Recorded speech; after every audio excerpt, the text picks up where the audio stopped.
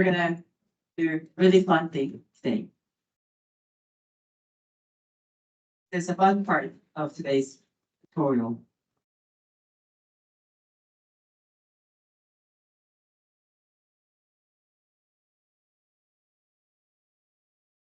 Once again, introduce yourself within your team and be familiar with them, be friends. And then you need to support each other. So you can see the 4 chords here. And then the easiest thing to replicate the chords is just copy. There is a copy button and here. So yeah, let me copy this. So there's copy button and you can copy it. Whenever you make a new chord, please change, please add your prefix as your name. Like, because I'm a Seng and that's why I just put my prefix like here. But whatever, I don't mind. But please make your own prefix and then use it. If you missed how to copy, please raise your hand. I will help you. Yeah. And if you have troubles while following my tutorial, please raise your hands. There are a bunch of the people who can assist you.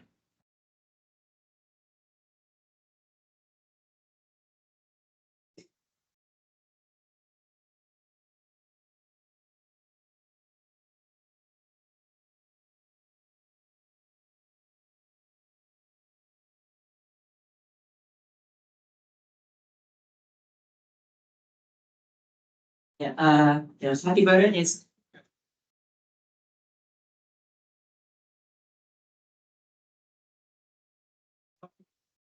Guys are good. Okay. your copy button is there, and then please make your preference. This is a copy button.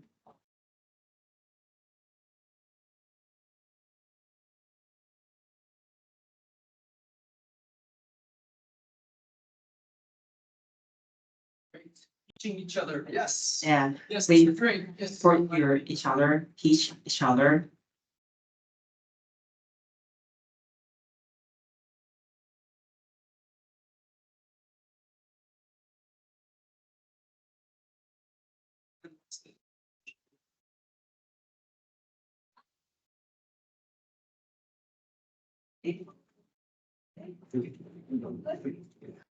Please raise your hand if you failed to copy.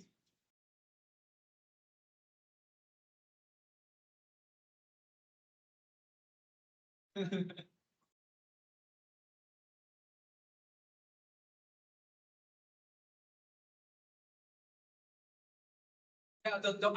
the ID needs to be different. All the numbers you see there are unique. You can't have more than one number 6. Yeah. So the numbers are going to be different for everybody. Yeah, let me use Shinjuku because I stayed Shinjuku during my visit. Yeah, please use your own No, name, he's going to. your own ID as prefix. Yeah, he's going to build that. The reason is because you guys are all using the same database. Okay, so Atlas has this really weird rule. You can only name something, the same thing once. So if you copy his and all of you guys call it copy of Chan's, then it will, the first person say, okay, everybody else fail. So that's why you have to change the name. Yeah. Yeah, and then please click the save button here. So yeah, even though if you are young enough, you do not see this floppy disk, but it may save here. I hope that you are older enough to see that this means save. Everybody here is too young. It is too young to know what that little floppy disk means, okay? Indeed, Everybody here is. I'm old enough. No, Chad, you don't understand. Everybody here is very young. Yeah. Okay. So yeah, and then the biggest challenge in creating course is to define concepts. So After saving this, yeah, now we are navigate what is in this course. Please, there is a content set, there is a generation button, there's a reporting button, there is an export button. Just, you can click the generate button. I'm sure that you will not get any single records in the generation because this fake data does not have any inpatient data, but you can just click and then this button will execute the execute some code and then to find your records. And in the export button, you can see the text view of your one course settings. And then there is a graphical view to show some graphical discrimination of your course. And then there is a SQL code which is the actual code what computer uses. You don't need to know about this. But Chan, why do I want to export something? So sometimes, I define all of this course within your Atlas instance. How do I just deploy this instance from today 2 p.m. How did I define the same code for 5 instances? I exported this core definitions as a JSON format. In the JSON format, you can define any very detailed your core definitions in very readable, machine readable format. Then you can copy this to clipboard. You don't need to replicate mine, but just when I copy it and then I just make a new course. You don't need to replicate mine, but let me show you how you can do this. I import this the whole course settings and reload it. Then automatically this will generate the exactly same course you exported. So why we do this and why is it important, right? Earlier, you guys heard Danny talk about the federated network, right? And how Eden and Darwin creates and runs their packages, right? So what it is just that one person creates the analytic study package, like this cohort and this phenotype. And what they then do, if you want to ask, NCC to run it, or they want your site to run it, or they want your site to run it, all we have to do is what Chan did. Copy that JSON file. And because all of us has Atlas in our environments, right? We copy that JSON file, put it out on GitHub, or send it via an email and say, can you please load this and run on your data, right? So then what then you would do, receive the package, you would then go what he just did, reload it, and then you can look to make sure there's nothing wrong, right? That they're not asking you to run something crazy, right? And then you hit the generate and send back to say, oh, I have 20 patients. That's how simple it gets. And that's why we use the tools and that export. Right. So currently I'm conducting a study with Taiwan, and I sent this file to Taiwan to see how many patients they have.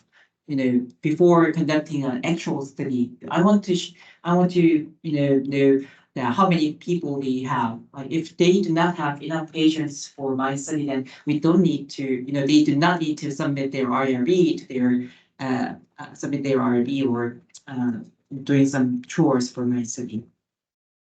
Yeah, it's kind of like what you guys think of as a global feasibility in minutes. Fine. Right? Globally being able to do this in minutes. Fine. And today we will show you what happens if you click the generation button in the IQVIA's real data set. And I sent this JSON file to Seng, and the Seng will execute this core definition within his environment using real IQVIA data set to show how many people are in the real data set of IQVIA. And I said that the biggest challenging in the creating courses to define the concept sets. This is the biggest challenging.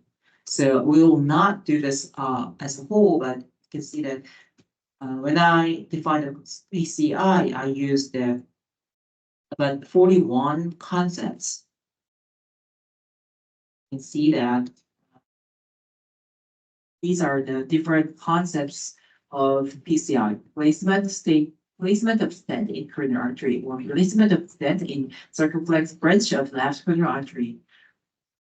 There is a PCI includes the thrombolysis itself, so percutaneous transluminal thrombolysis of artery. These are the concepts for PCI, and let me show you about the concepts for acute coronary syndrome. For the acute coronary syndrome include acute myocardial infarction, acute subendocardial myocardial infarction, which is non-STEMI, non-ST elevated MI, pre-infarction stroke syndrome, which means unstable angina. And you can see the sourcing codes of this, standard concepts, such as in the included source codes, there is a vocabulary of ICD-10, and you can see that which ICD code is corresponding to the concepts that I made, like I-20, I-20 means unstable angina, I-21, from the I-20. 1.10 to 0.9. I included on the news for ACS. For draw, such as Ticagrelor, it's very important, very simple because of the strength of our vocabulary. So there is a Ticagrelor concept in the drop domain. I just said. I just included all of the descendants of Ticagrelor. Then automatically I included hundreds of concepts. Like there is a Ticagrelor 60 milligram or tablets, Brilinta or tablets, or there is some kind of the all of that are actually it was from the AstraZeneca. And there is a Ticagrelor 90 milligrams. So regardless of the dosage or the dosage, we can include all of Ticagrelor components as an ingredient. If you see the aspirin, when I include aspirin, then automatically I included the more than 10,000 concepts. So you can imagine that how many medications, including aspirin, are in the world. So there can be, extended release or tablets, or just some tablets, and there is combinations like this. This is the combination pill of acetaminophen, Tylenol, aspirin. The other thing, it's kind of the antihistamine drugs. There is combination drug, which we just include the descendants of the aspirin.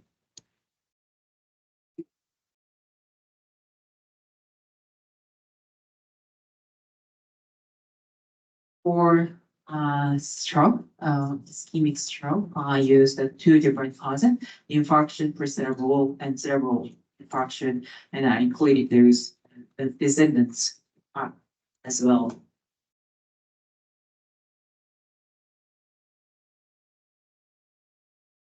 For the hemorrhagic stroke, I did not include the descendants of this concepts because I found that some of the concepts are not does not represent the hemorrhagic stroke. See, one of the things why I like this, okay, like I told you guys, I'm a technical person. Okay, I'm very good at ETL and data management. I don't understand medicine. Not a bit. Okay. But I like the whole concept and concept sets because I can work with a medical person and show them this. And they will tell me what to include, what to exclude, without having to think and go to Google and search for all the different combination of aspirin. Or search for all the combinations of whatever he has up there, hemorrhage, Hemorrhagic stroke. right? Yeah. I don't have to do any of that because it already lists everything out for me. Like in this case, he decided not to include all the descendants for some good reason. Right, a medical doctor said that, okay, I'm good. But I wouldn't know that. But by being able to show somebody this and work next to them as a data scientist, it's easy, right? I don't have to think too much. That makes my data scientist worlds much simpler. Right. Right. You're not allowed questions in the middle of a session. So is it possible, for instance, in the aspirin case, I know you included all the descendants, but if you find a specific drug within the list that you want to exclude, is it possible? Right, yeah, let me show it. Yeah, let me show it. It's a very good question, but just after showing this, I will show you how you can exclude some of them. So, you can see which ICD-10 codes are included in the hemorrhagic stroke over here. But when I use the CDM, then it means that I will not use only Korean database. Because I want to use some database from United States or some British. That's why I use CDM. So that's why I did not stick to only the ICD-10 code. In England, they use read code. So I need to review the read code, the corresponding read code as well. Conduct the study if I want to include some of the UK databases. In Korea, we use KCD7, which is very similar to ICD-10. So we can review the KCD7. It's very similar. Yeah, it's almost completely similar to the ICD-10 itself. And then Ari just made a very remarkable questions on how you can, if you wanna exclude those that diphenhydramine or acetaminophen, how I can exclude them. So there is a cart, like a shopping mall. So you can just put your drug to the cart, and then you can see on the main page here. And then here you can exclude this. Then from the 1005, now you can see that 1004, one concept was excluded. But sometimes you want to exclude the more more concepts. Let's say I want to exclude those that like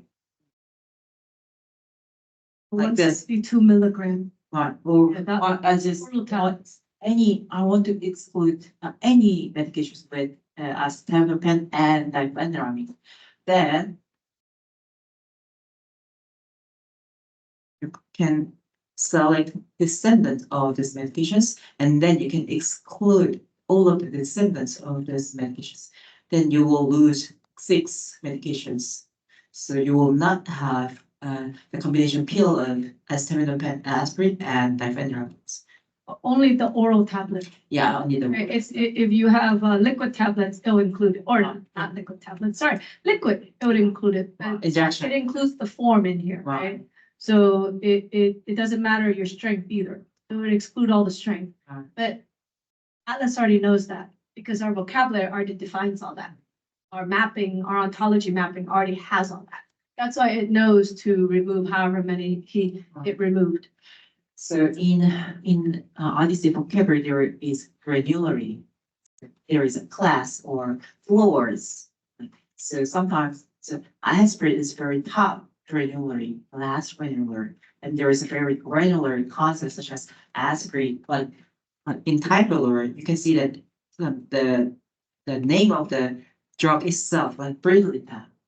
So even though there is a 60 milligram oral tablet, which is a Brilinta, but there is a 6 milligram 60 milligram per liter. It can be injection, it can be oral tablet, it can be any, ear drop, or it can be cooler drop. Anyway, so there is a difference in granularity. If you can use this diverse granularity, it gets much easier for you to define your own study. For drugs, we have a hierarchy. The first one is always the ingredient. The next one is always the strength, then is the form. Then in parentheses is the manufacturer. After that, the brand. And then after that, can be things like box of, because boxes exist in Europe, don't exist here. And then after that would be the manufacturer, like that one has That's right. AZ next to it. Okay. So there's an exact hierarchy.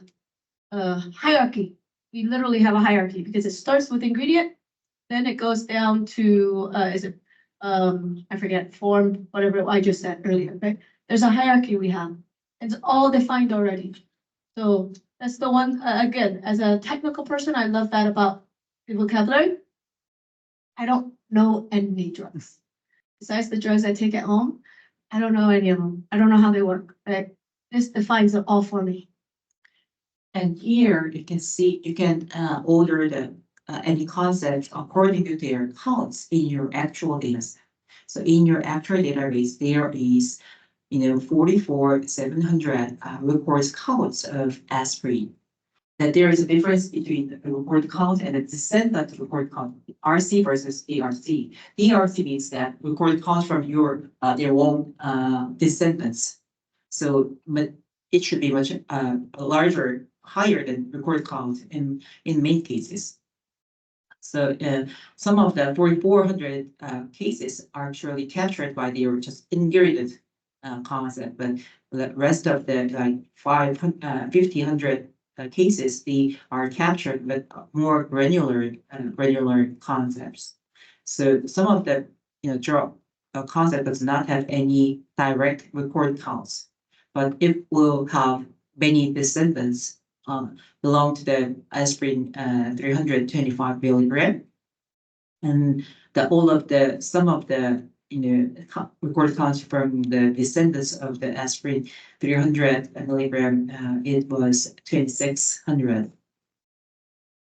So you can see how many conditions in your actual databases, such as myocardial infarction. You can see that RC and DRC. And RC means record counts, and then DRC means descendants record counts.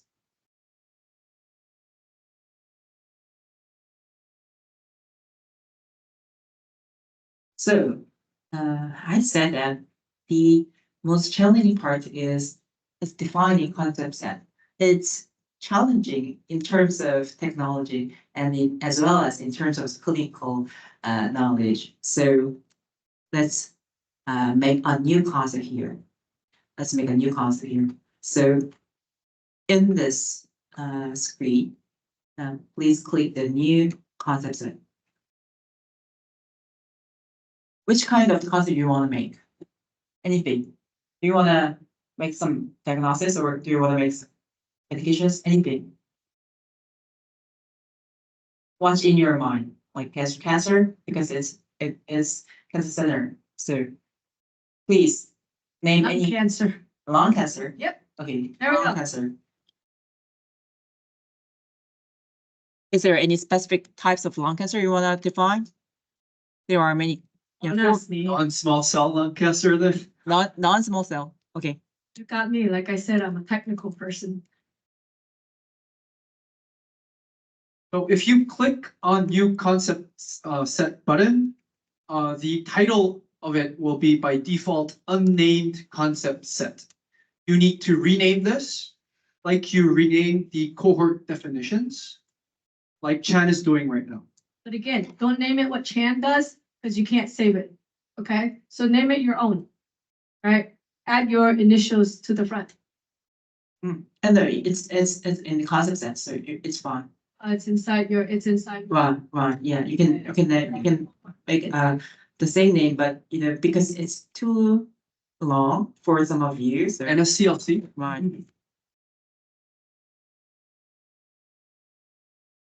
Anybody not following, please raise your hand. I will help you. And as it doesn't matter, please use your own English. If you can use the Japanese characters here, it doesn't matter at all. So yeah, now it's very challenging part. You need to be very cautious here. Pay The- attention. After just making the name, you need to go to search tab.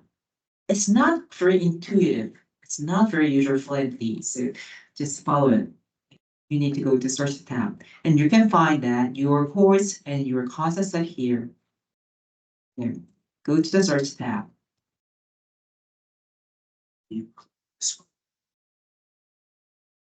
Yes, and this shows you that you're doing the right thing.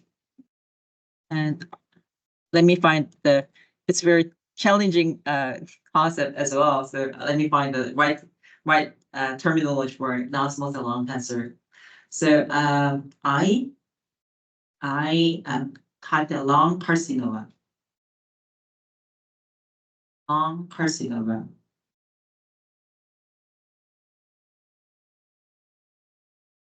Please raise your hands if you cannot find it. Follow this.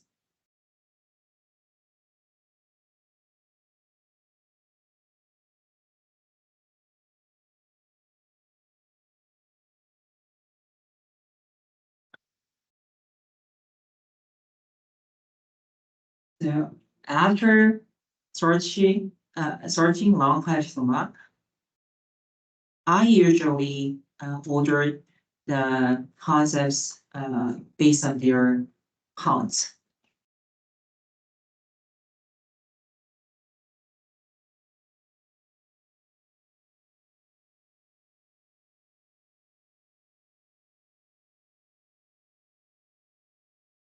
Oh, I'm sorry. No, you have to look for needle. Yeah, yeah. Yeah, please search neoplasm. Yeah,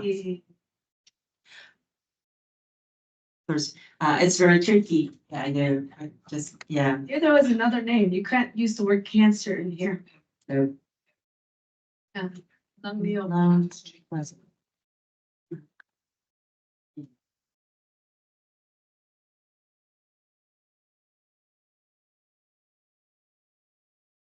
Yeah, so lung neoplasm. I'm sorry that you cannot use cancer or carcinoma to find cancer in SNO SCP. So, We changed it. Neoplasm. neoplasm, lung neoplasm. After searching the neoplasm, you can find there is a concept lung neoplasm malignant with the send record counts of 300. 30,000, yeah, 30,000. 100. Yeah. Lung neoplasm.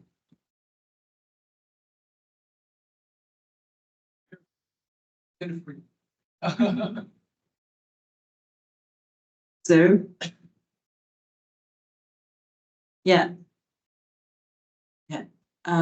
Maybe you should have done drug. This is hard. Right. This is hard. This is challenging. So this why it's tutorial, and we have 3 hours left. So it doesn't. So let's go through. Let's go through it.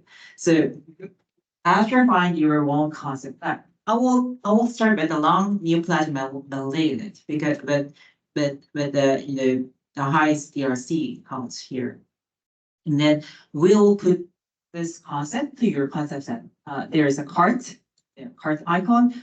Please click the cart of icon. And then, once again, you need to be very cautious. You need to focus. After this, you need to go back to your concept sets by clicking your own concept set here. It's very not friendly. It's not very intuitive. I know. It's free software, whatever. So then you come to return to your one concepts at the. Okay, let's go to the descendants. Let's click the descendants. Then, by clicking the descendants, you included 7,000 concepts.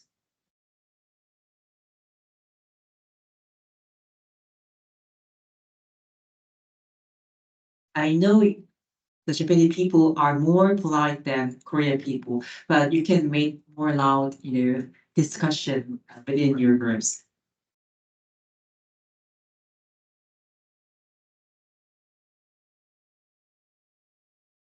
And then, so usually I judge it what I've done by using source code. So go back and go to the included source code here.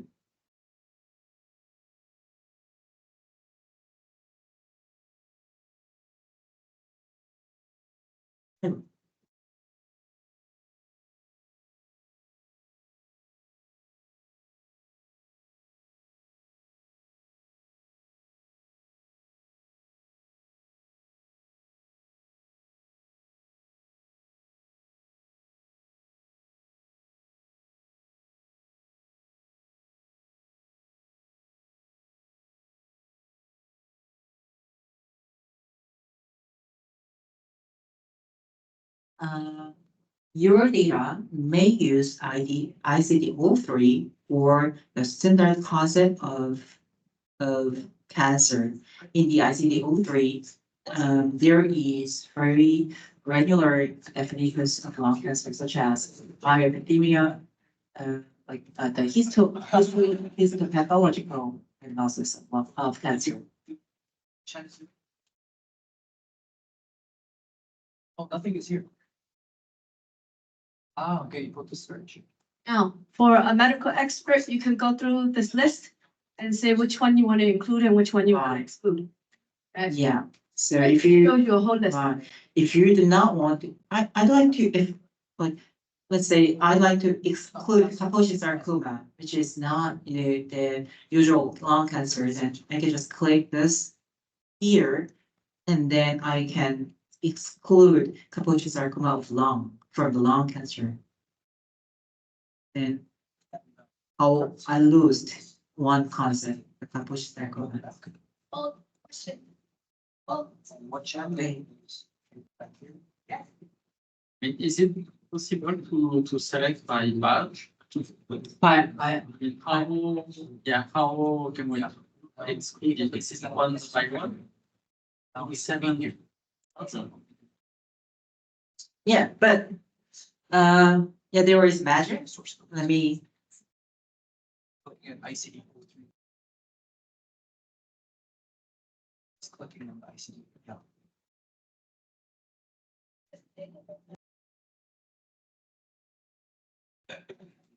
So this database doesn't have data because it's a synthetic database, not a cancer database, right? If this is a cancer database, the descendant record counts would be populated more. So then you will know which one's the highest hierarchy, and then you can click the higher hierarchy to exclude, and then exclude all descendants, and then exclude those.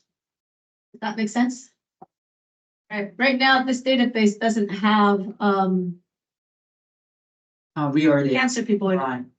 Right. And usually I judge it I evaluate my concept set using the source code, like ICD-10 code. Then you can see, you will be more familiar with the ICD-10 code, then you can see what happens. But here you included the lingual tonsil, the plasma tonsil, follicular, or pharynx, what happens? It happened, So just sometimes you wanna include only those, but malignant neoplasm of bronchus and lung and C34. Yeah, C34. Or let me show you. And then I click the C34. I want to include those mapped to this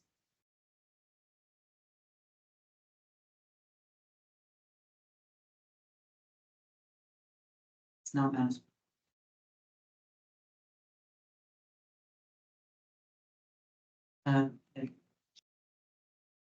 So you find your loan's ICD-10 code, which is C434. The corresponding OMOP vocabulary ID is 455-695-645. This is the concept ID of ICD-10 C4434, which is malignant neoplasm of bronchus and lung. And then if you have Athena web page, go to the Athena website. I will find this ICD-10 code in the Athena.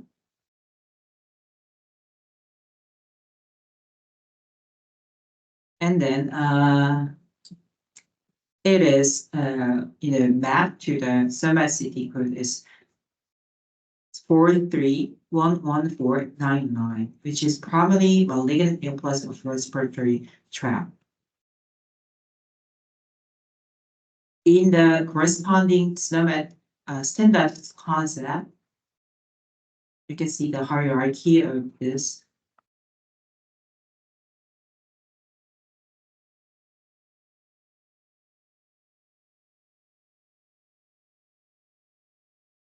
So, there is a bunch of the descendants here.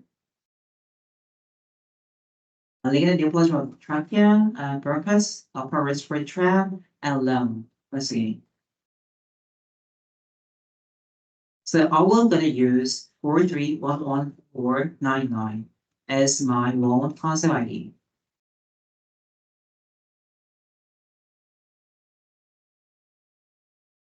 I identify the concept ID I will use. We can import this in the import button.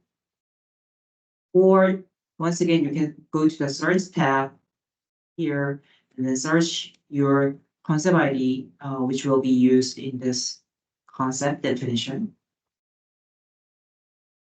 I know this is very tricky and this is very challenging, but after just why can I find it? Let me see. Why? Chan, people are having a hard time Fine. following along, I Yeah, think. I know. I know. Let's.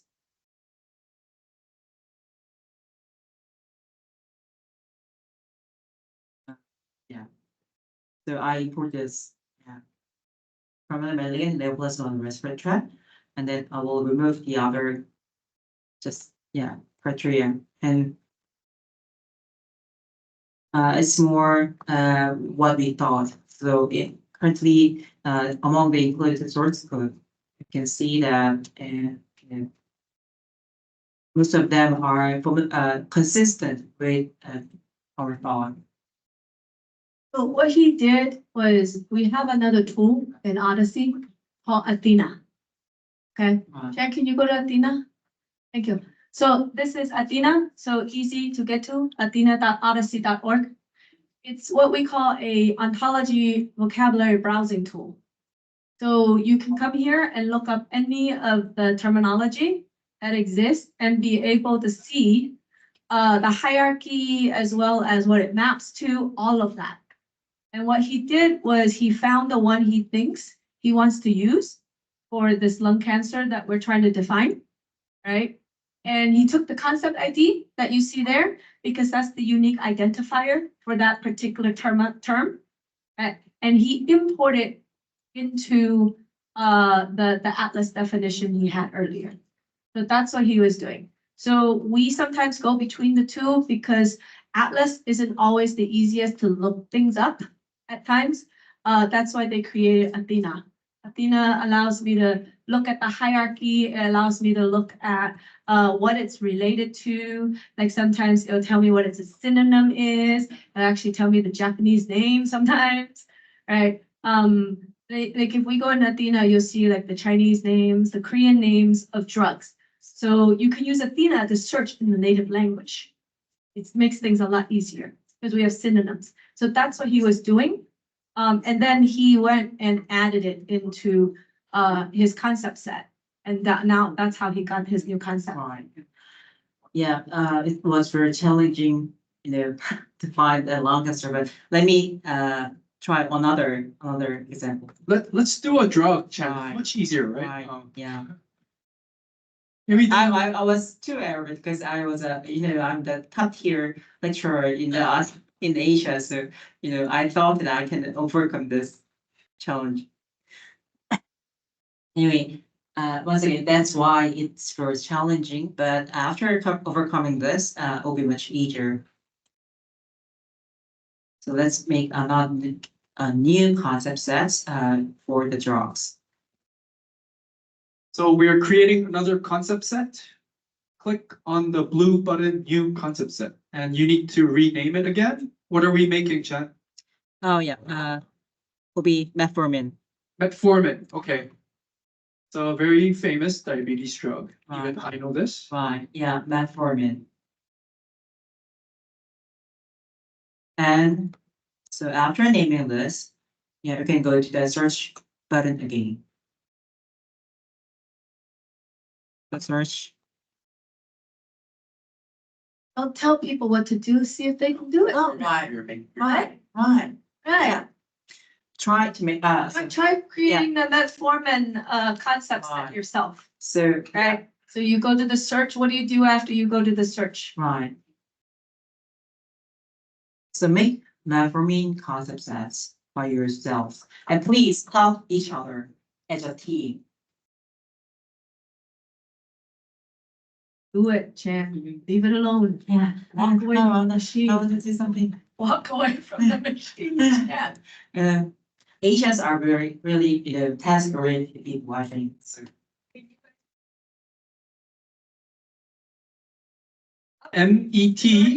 METFORMIN. That one was already done. Look at that. Yeah, that group is great. Yeah, pick groups. No picking groups. Everybody here is great. yeah, your teachers love the students at the front line. Oh, picking groups, just like your kids, you can't play favoritism, You know, okay? And then Any questions here? Can you guys do it yourself? All good? Good.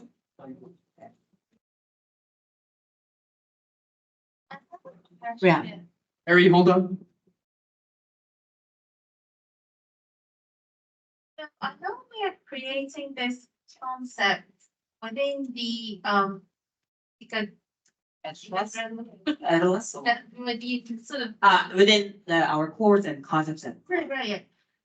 So what happens if we want to use the same concept in a different another there. formal definition? Fine. Yeah, that's very good questions. Let's see. So if I want to reuse the something like ACS concepts, then you can see the export button here as well.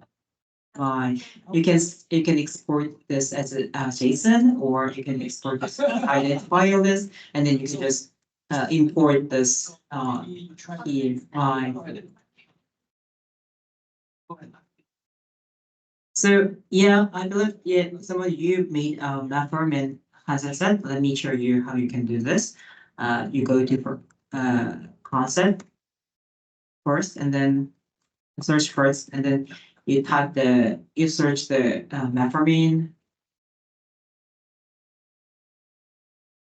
Usually I order the concept based on their PRC, and then I just pick the most prevalent one, which is compliant with my concept.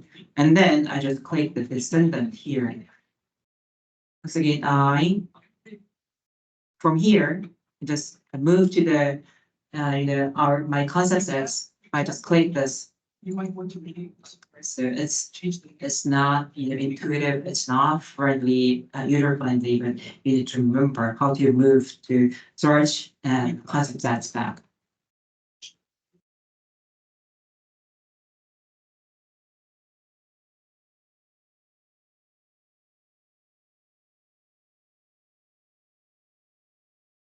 Yeah.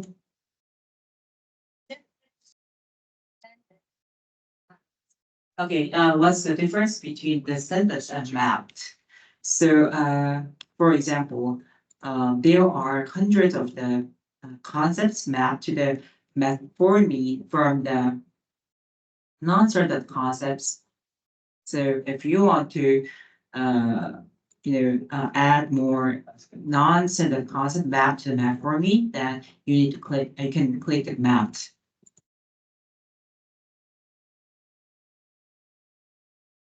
So, You will see what codes.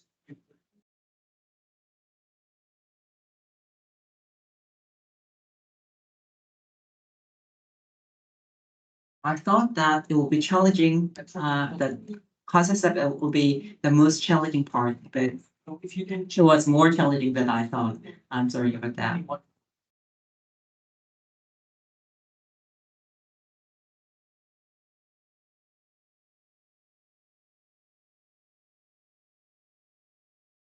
yes, you can put it in the basket. So I thought most of you have your own concept course copied by my Ticagrelor. You can see them, and then in your own course of Ticagrelor, let's delete every criteria. Like there is a red button. You need to rebuild this course with me. So please delete the criteria. Delete everything. That, like that. Yeah, I remove everything for clean. Please start on the your copied version because it's very tricky to define the new concept sets. So please, just delete everything in your codes. And You want them to delete everything we played with or what? yeah, we will regenerate this, rebuild this. I do know that this is very challenging as well, but still we can do this. So yeah, please remove every inclusion criteria as well. I need to hit something.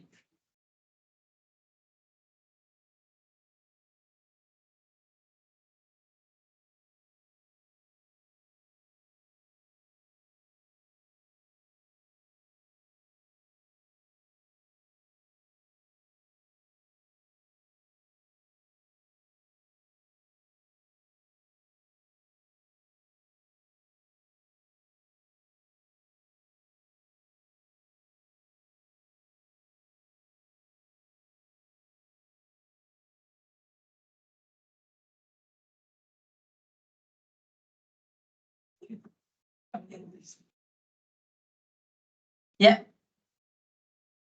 Hold on. Okay, let's start. So my entry events was PCI. So PCI was my entry event. So click the add initial events. Click the add events initial event here. Because PCI is a procedure, so you need to click the procedure occurrence. You will yeah. From the add initial event, you need to add procedure occurrence. When you add, you have to be careful what you want to add, right? Because can you pull that drop down list back? In there, you have to make sure you know what you're trying to add. Are you trying to add a drug? Are you trying to add a diagnosis? Are you trying to add a procedure? Because this goes against the OMA table in the back, right? So if you're looking for a drug, but you pick procedure, guess what? It's gonna return 0 results, right? So you want to make sure if you're wanting to look, the initial criteria to be a drug, then pick the drug exposure, right? If you want the initial criteria to be a procedure, which is what he seems to have, then you need to make sure you pick procedure. Don't pick diagnosis or condition. Yeah. Just won't work. Yeah. Okay, so if you make a procedure occurrence of, it should be PCI. There is a PCI. Please click that.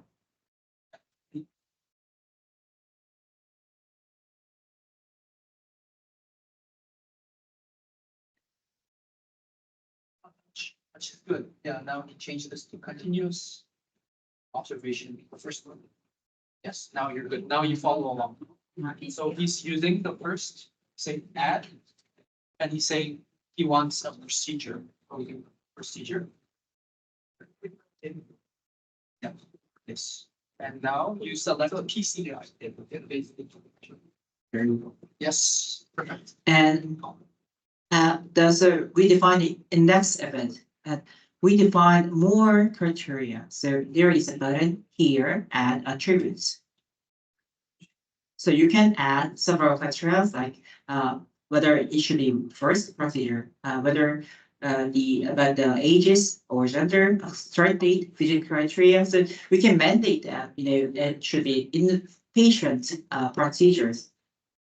But here I will include only those first exposure of PCI. So if you click the first procedure criteria, then you can see that for the first time in the person's history, please add this criteria. So basically, you're looking for patients who you're looking for their entry criteria to be the first time they had this particular procedure. Right. That's what we're looking for, right? And then I wanna enroll only adults. So I add aging, add occurrence criteria, age of occurrence criteria. You can set 90 greater than 90, or you can set greater or equal to 20. It doesn't, it's on your decision. You can make a greater or equal, or you can take a greater than, or you can take the equal to or less than.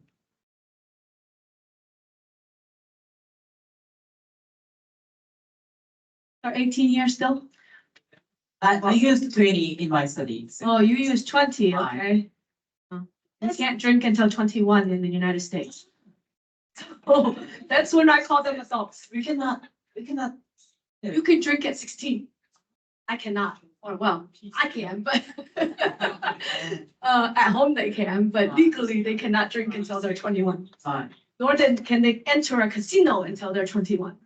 So, but they can vote at 18. So we consider them an adult at 18. So there is two ways to define the additional inclusion criteria. You can use the here button, or you can use the green button in the inclusion criteria. I will use the offside button on restrict initial event here. So it's restrict initial events to here. First of all, you have the patient should take Ticagrelor. So add criteria, and then I will select drug exposure here. Not drug era, not dose era. I will use drug exposure.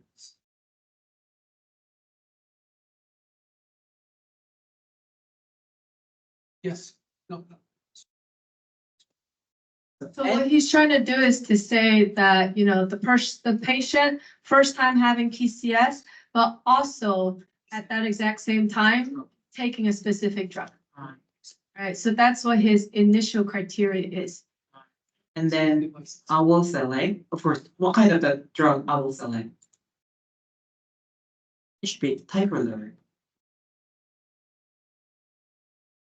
And so every included criteria have time definitions based on the index date. That's why index date is very important. So everything will be calculated based on the index date. So we need to define the index the time period when the Ticagrelor is taken by the patients. So if currently the all day before and all day after the index dates mean that the patients can take the Ticagrelor like 1 year ago, 1 year ago, 2 years ago, 3 years ago, or 1 year left, 1 year after this the PCI. So we have to decide.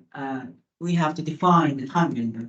So I define time window as 7 days before and 0 days after the index date, which means that the patients can take the Ticagrelor at the day of PCI, at the day of the 1 day before the PCI, 2 days before the PCI, up to 7 days before the PCI. Why not after the PCI? Because, if if the patients take the Ticagrelor after the PCI, that means that he or she changes their drugs from something else to Ticagrelor. In usual procedure, we describe Ticagrelor or Clopidogrel to the patients and before the PCI. It's a rule. It's kind of a very sacred rule. Only doctors know those rules, right? Yeah. Only medical people know those, right? Like me. Why? That's why I'm asking. I don't understand why. So, but see, the tool helps us to help you guys tell us what it is you guys do. Right? Yeah, and if you want to, you can make this. You can define like this, and 7 days before to 1 day before, like just before the PCI, to make sure that I did not use this because you can the patient can take this medication at the day of the PCI, but logically you can define like this. So in here, when we say index date, that means it's the day of the PCI, Right. right? So from here on in this cohort, whenever we say index date, you're looking at the day of the PCI. Right. So everything goes either, all your logic is based on that first day, Right. that day of that PCI, right? Yeah, that's right. So that's why that the most important thing is that to define the index event. Index event rules everything in this code. So the index code event is very important. Another my criteria was ACS diagnosis, acute coronary syndrome. So once again, I add criteria which is condition occurrence. Condition occurrence. I added condition occurrence criteria in here. I want to define ACS once again 7 days before and 0 days after the indexing and until the day of the indexing. And now you just. I thought it was 7 days out. And you. So you're saying that the person has to have a diagnosis of ACS Fine. 7 days before the procedure and nothing after.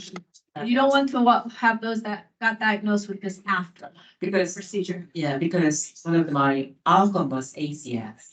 So if the patients have the ACS after this PCI, that means that the patients got another event. Now you're forward. So this is my initial event with the index event and the restricting event for initial events. That's all set. And I will add 3 more inclusion criteria.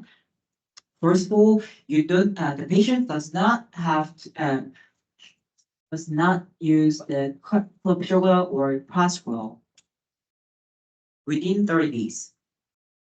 So I need to name that criteria. You don't need to, but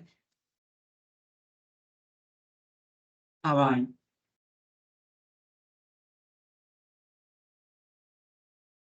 Yeah, so no Clopidogrel or Clo or Pra. No Clo or Pra, and then I will add some criteria in here. So, or once again, I will So use. I have a question. Why didn't you add this into the initial event? Why is this an inclusion criteria and not part of the initial event? Because I think some of you generate the results. Let me show. So let me show it after defining all of this and then why I separate this restricting event, initial events and the initial inclusion criteria. Let me show you later. So no Clopidogrel or Percutaneous. So add once again, it should be drug exposure. drug Hey, exposure. scroll back up, please. Can't read the name. Thank you. Yeah, anyway, Far here, hard to see. by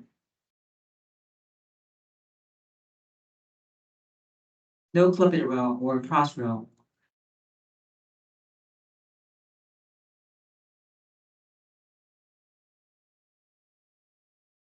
Yeah, and Did you pick? You picked the drug? yeah, I picked the drug, Oh, drug exposure. under the ad criteria, you pick drug exposure, right?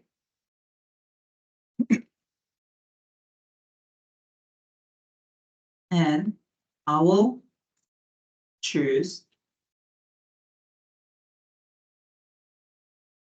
clopidogrel here.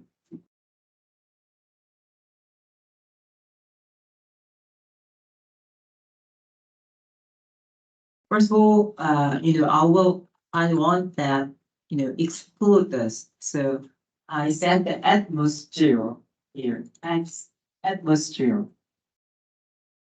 It can be exactly 0, it can be exactly 2, it can be at least 2, but here I just like atmosphere.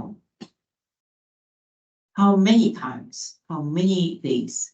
Like from between 30 days before and 0 days after the index date.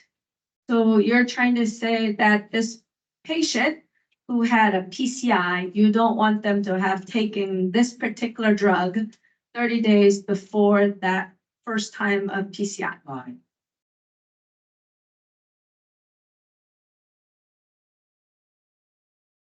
But sometimes the patient taking clopidogrel can change their medication to Ticagrelor, but I just find the watch-out period as 30 days.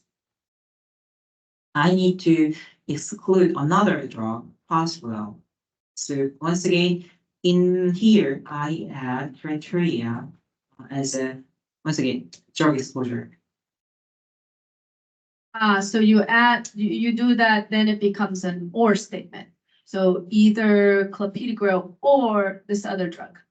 Right. No, because currently, I mandate that all of the following criteria, but if you want, And if you want an or criteria that you can change it, having any of the following criteria, then it can be or. If I, so the all was. and, all So if means. you have it at all, it means that one and that one. Fine. Versus if you have it as any, it means one or the other. Fine. At least we understand. Put it back to any, put it back to any. Yeah. Any question? Okay. Because if you change to any, the wording does change to or. Why? It does, Ah, but it's My confusing. glasses can't see that far. Once again, set atmosphere of Prostrel. There is Prostrel. Because English is not my native language, so it's not easy for me to pronounce these medications. And then the time window is same, the 30 days before and 0 days after the index date. So, you can see how logically you can make a complex design by using this.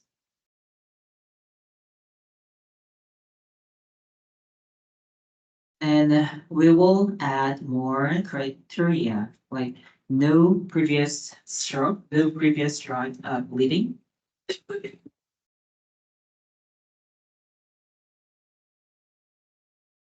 So the previous.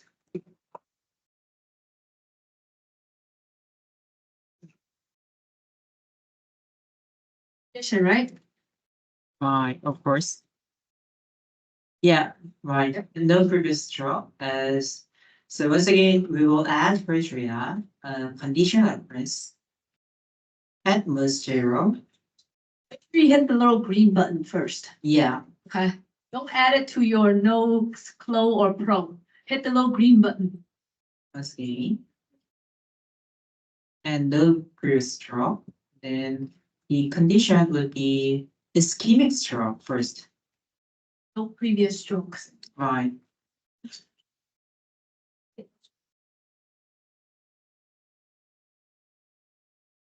No stroke. No stroke. Yeah, no stroke. Oh, perfect. Currently our criteria, between all this before and all this after, it means that you will exclude all the outcomes. So I will set that 0 days after here.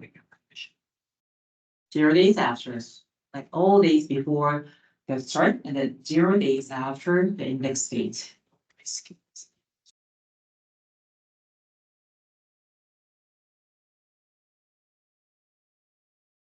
I think it's very tough because it's very short version of the whole day tutorial. So, yeah, it's tough for everyone. So it's not only one. So you pick all here because you don't want them ever before the, Indeed, indeed. you have Right. stroke. So I want to exclude all of the those who have any stroke history or once again, I'm sorry that I do have another stroke, that bleeding stroke at most 0 and ICS. The concept set name is ICS here, incorrect cranial hemorrhage, and all day before and 0 day after. So is this an and or is this an or again? It's Right now, and it's again. and. Once again, yeah, once again, it's and.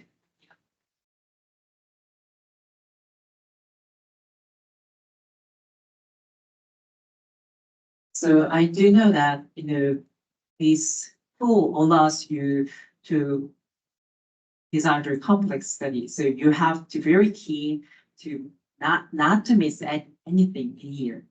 If you set this all day after, then you will miss every outcomes because you will exclude those who have that stroke after the PCR, which was another event, another outcome of this study. Yeah. I will proceed to last part of the inclusion criteria. That What are you adding?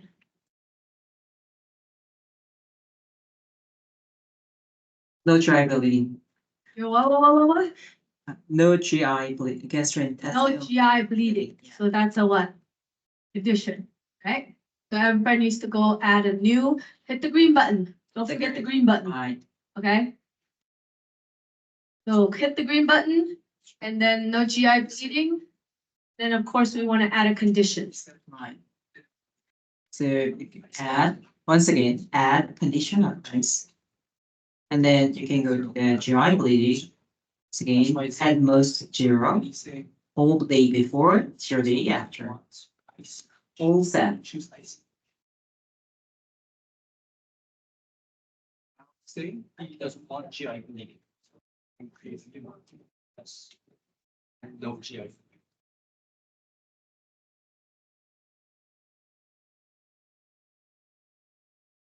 So you are almost done.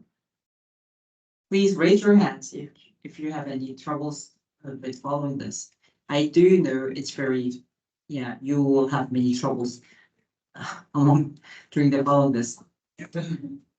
Stay.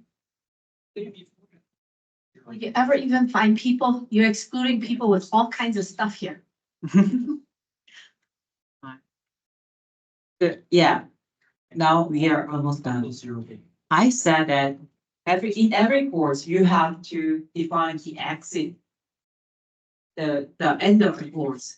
These course starts from the date of the PCR, and when will these course will be ended. So I sent this ended and criteria based on the Ticagrelor. So in the event persistent, I select event will persist until fixed duration relative, not fixed duration, and until the end of the continuous drug exposure. The continuous drug Like exposure. drug exposure. because I will show you later. There are different study designs. One is I track the events among during the drug exposure, like during the times exposed to that corresponding drug, like either Ticagrelor or Clopidogrel. I see. So Same initial. I set the end of the You're saying that basically you want to find this person who's had a first time PCI, who doesn't have all these other things. And you want them to, you no longer want to track them once they finish this particular drug. yes, but let me show you how Oh, the okay. beauty of the artist study. Yeah, Okay. that is one of my studies as well. Yeah. So I set the end of the continuous drug exposure as an exit criteria, and then type color should be the the containing drug of interest. I allowed 7 days gap between the exposure between the continuous drug exposure. Like if you prescribe the 7 days of drug, and the patient will be exposed to that drug during the 7 days. Sometimes the patients should forgot to take that drug, and then like 1 or 2 pills will remain, and then they came to the hospital like after 2 days. There should be a 2-day gap. If you prescribe seven pills, patient did not come to the hospital during the 2 days after this 7 days. Even though they do have pill because the pills remained in his pockets. Then he started the drug once again after 2 days. So there is a gap of 2 days, but it does not mean that there is the break of the exposure. That's why we allow some gaps of that discontinuous. So I allowed only 7 days. It's very strict criteria. It's 7 days because the drug is always prescribed for 7 days. Because the health life of drug does not continue over the 7 days. In Ticagrelor, and Ticagrelor is very important for those with stent. So I do not think that they will skip this medications beyond 7 days. Right. That's all. And you can add sensory events if you want. I'm sorry, very tricky. Usually I make the sensory events such as like a drug exposure, and then Clopidogrel, and I can sense. It's a I can- sensory event. yeah. If the patients start to take that Clopidogrel, which is a comparator of this drug, then that follow would be ended.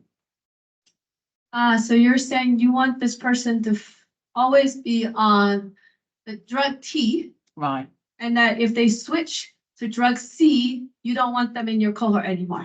Right. Indeed. Okay, got it. But actually, in this study, Ticagrelor never can be taken with the Clopidogrel. So I did not actually define this in my study because medically it does not make sense. But you can do this. Yeah, I did not, but it doesn't matter. Now, I'd like to cheat. I like to save my cohorts. You already did, it's running. Yeah, It's still running, that's fine. fine. Yeah, I do know that. Everybody else besides him, hit the save button. Hit the little floppy disk that we all don't know what that is, because Fine. we're very young. Fine.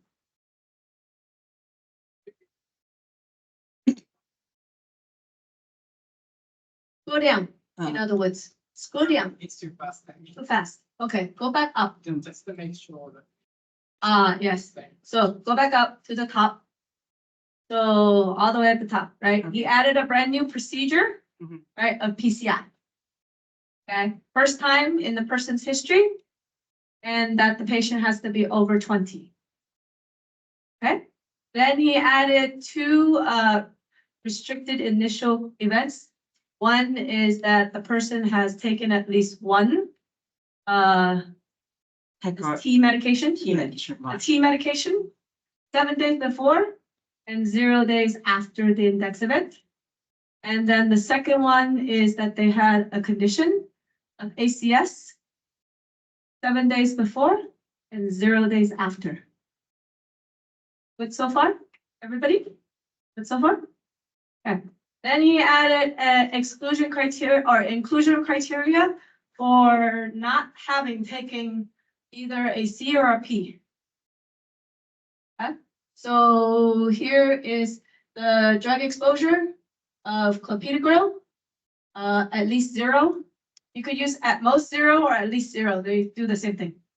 Okay. And his top one is all, because then it's an and, right?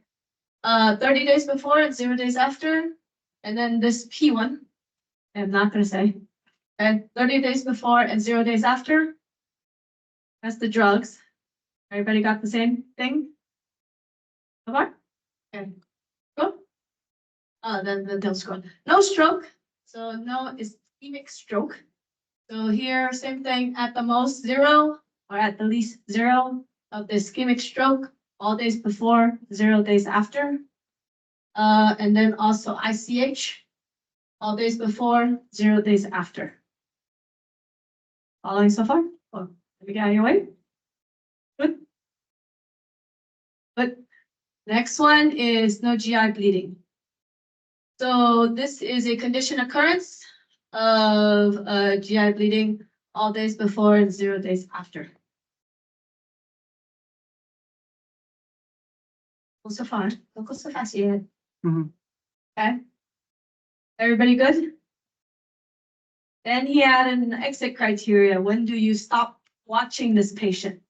When do you stop paying attention to this patient?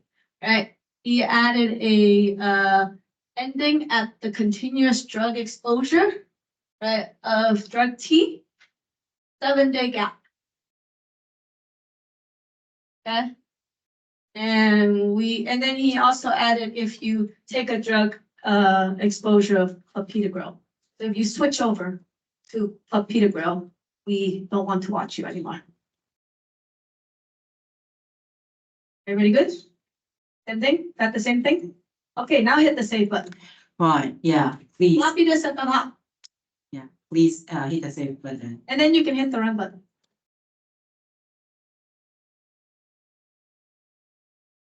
That will take a while because all of you guys will be running on the same database. Right, yeah, I think so.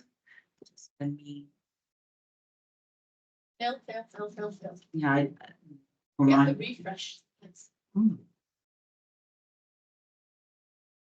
I refresh from now. F5, yeah, it works.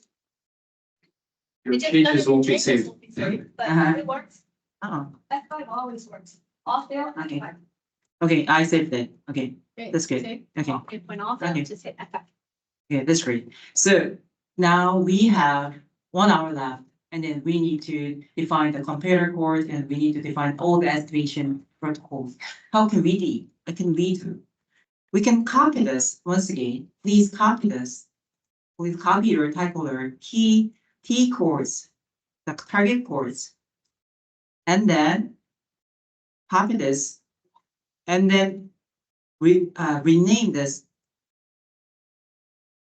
as C. Please change the name as C, which is Clopidogrel.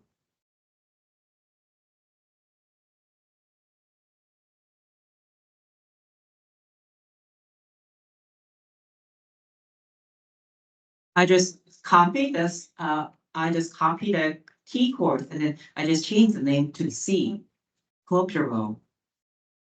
There.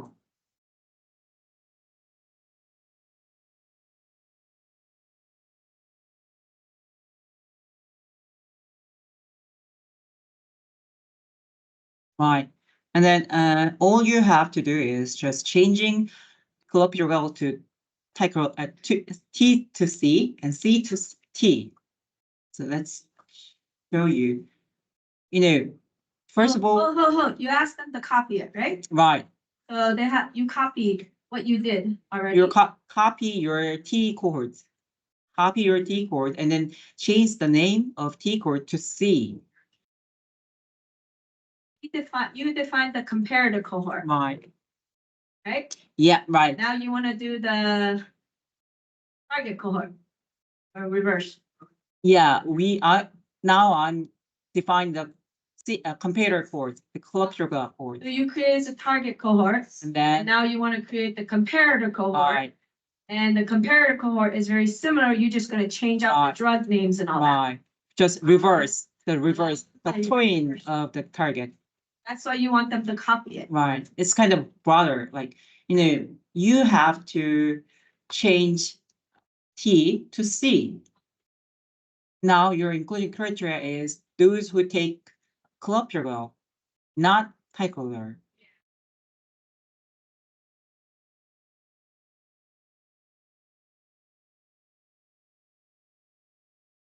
Okay, now they copied it. What do you want them to do? Rename the chords Yeah. to Clopidogrel, and then first of all, T to C, like change the Ticagrelor in the inclusion criteria to Clopidogrel.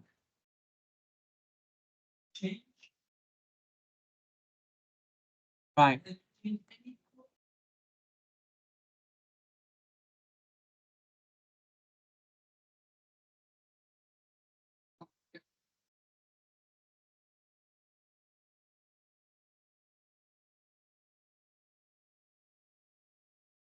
This is your original. Try closing.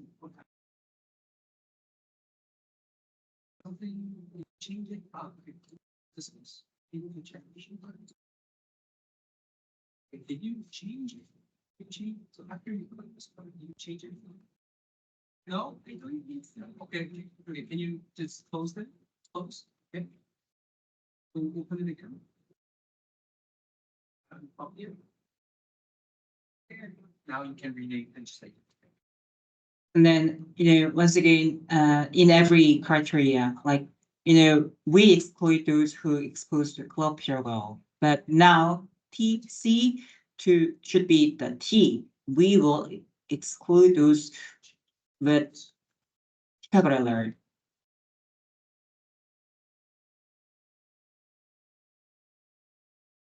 Like we change this T to C and C to T. Also, we will change this T to C.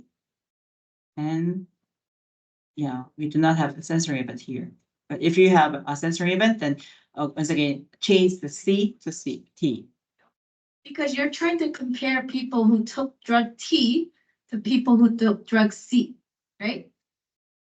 Is that why you have one cohort that's focused on drug T and one cohort that's focused on Clopidogrel, Right. right? So it's much easier to make much easier to make a comparator if you define target correctly.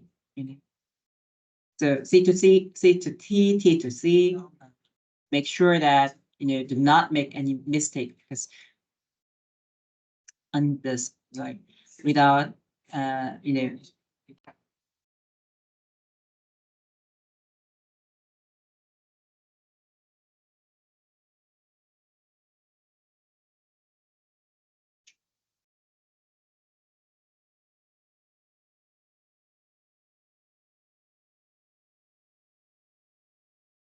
down there should be low and yeah, we did it. Right, I think everyone would be fine now. You've done to define comparator in the 5 minutes.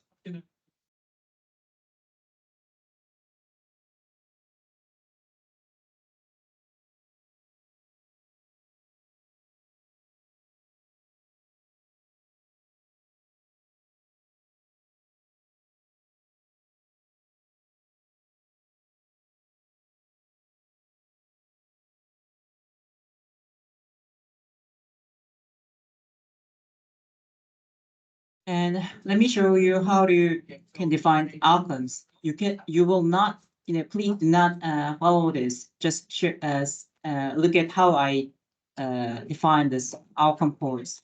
So this is much easier than making a target course. I just use the condition occurs acute myocardial infarction here, and then here you can see that I find all events per person. So you know you may have several times of acute myocardial infarction as an event. So before the Ticagrelor and the keywords C course, we limit the initial events per person. But here, because you can have multiple types of acute myocardial infarction, you can have event of the acute myocardial infarction. That's why I just set the all events per person. What is this cohort that you just created? And this is the outcome course, and then So people who took T, people who took C, and as then a result, who got acute MI. right, and then Okay, right. so now you want them to create an acute MI cohort? Fine, but you don't need to follow this, just you can see, because it's simpler than, keyword C course, so you don't need to follow this. Make your own course. So first of all, you don't need to select those from T or C to define outcome. You can just define outcome and the software will identify those from the T or C course, your outcome course. And then I specified that the patient should have inpatient visit or hospitalizations, like by using in visit occurrence here. So you're telling people, don't create this one. He's just showing you Yeah. what the outcome cohort would look like. Right.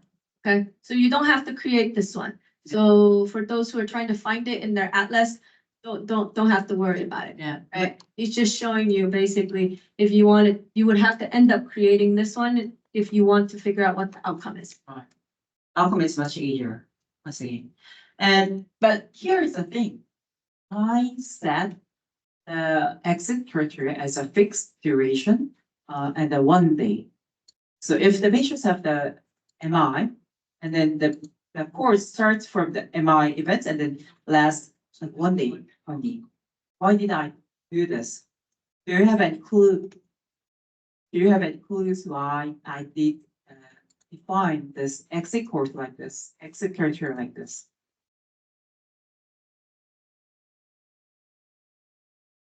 So first of all, my initial course, like initial T or C course, they can be included because of their MI. They can take Ticagrelor and Clopidogrel for their MI. And then recurrent MI is another outcome of mine. So Moy, do you have an answer? No, because I don't understand what that means. Okay. Let's say that What's a event offset? I don't understand what fine. that So is. it just starts from the MI and then it lasts only 1 day. So starting from the time I got the MI, Then go And back 1 day and then end at the next day. and the next day. Fine. Only 1 Because day. you want my MI event to only be in that day. Yes, Yeah. And why? Why did I do this? because you can have multiple MIs Why? in multiple, after 1 day. Kind of like heart attack, I can have 5 in a day. Hopefully Fine. not, but I could have 5 in a day, right?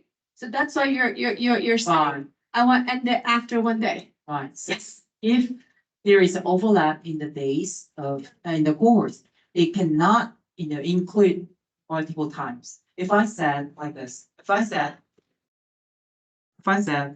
end of the continuous observation, then the multiple events will have overlaps in their course duration. You can see, if you have multiple MIs like from here, then if the exit is the end of the continuous observation, then duration of course will be here. There is overlap of duration of course, and they cannot be included in this course multiple times because of the overlap of core duration. You want to uniquely identify every MI event so that then you can compare or figure out which one of those MI events was caused by the drugs. Fine. Got it? So that's why I set this duration, the course should be ended by the next day of the MI.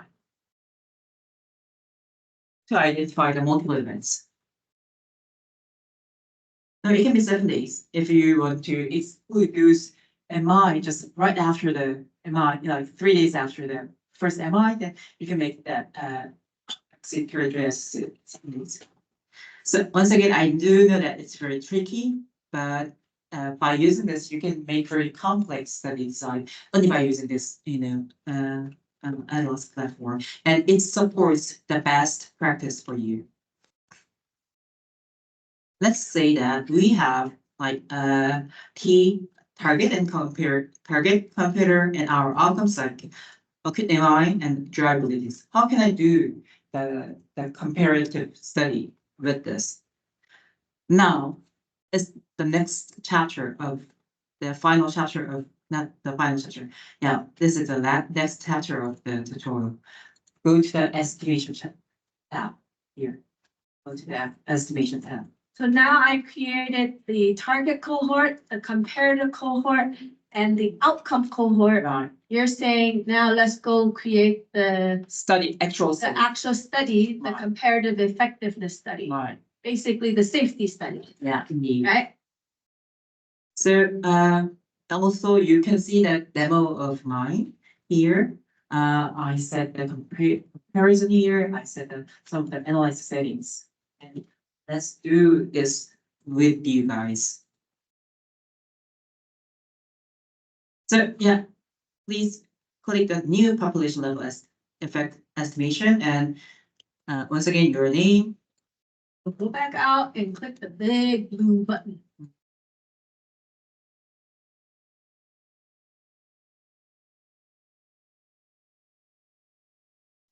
Let me say that Give a name. P versus T. Oh, what it's Yeah. yeah. Ah,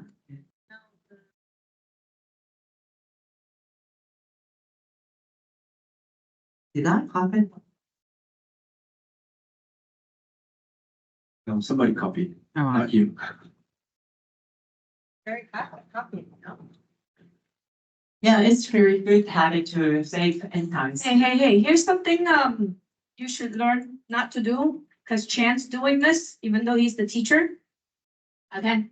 One thing in Atlas that's really simple, it's easy to click this over here without exiting out of your previous thing, right? And how do you know that?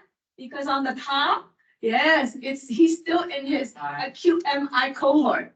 So I need to exit from. he forgot to exit out. It will cause issues, All right, okay? So he has to go back and exit all out, right. Yeah, I did. okay? Right. When he does that, then you won't see anything at the top. There's no breadcrumb at the top. That means you're not inside something else.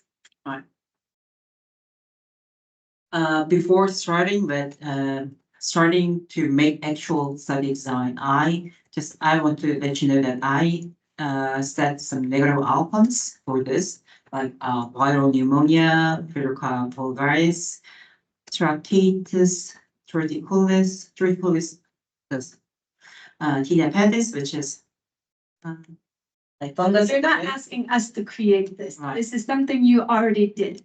I did. What are negative controls? Right, which are not related with Clopidogrel or Ticagrelor. Okay. So yeah, and then here we are, and then of course we need to add a comparison here. Here is add comparison button. Add comparison button, and then you can add comparison. Add comparison. Then what would be your target? My T, right? T. Your one Right? T. Yeah, there are many T's, and please find yours. Yours. So I people filtered with my names, like because my name was Shinjuku in here. So I will select Shinjuku Ticagrelor. Please use your own words, but it doesn't matter. You can use mine or you can use others.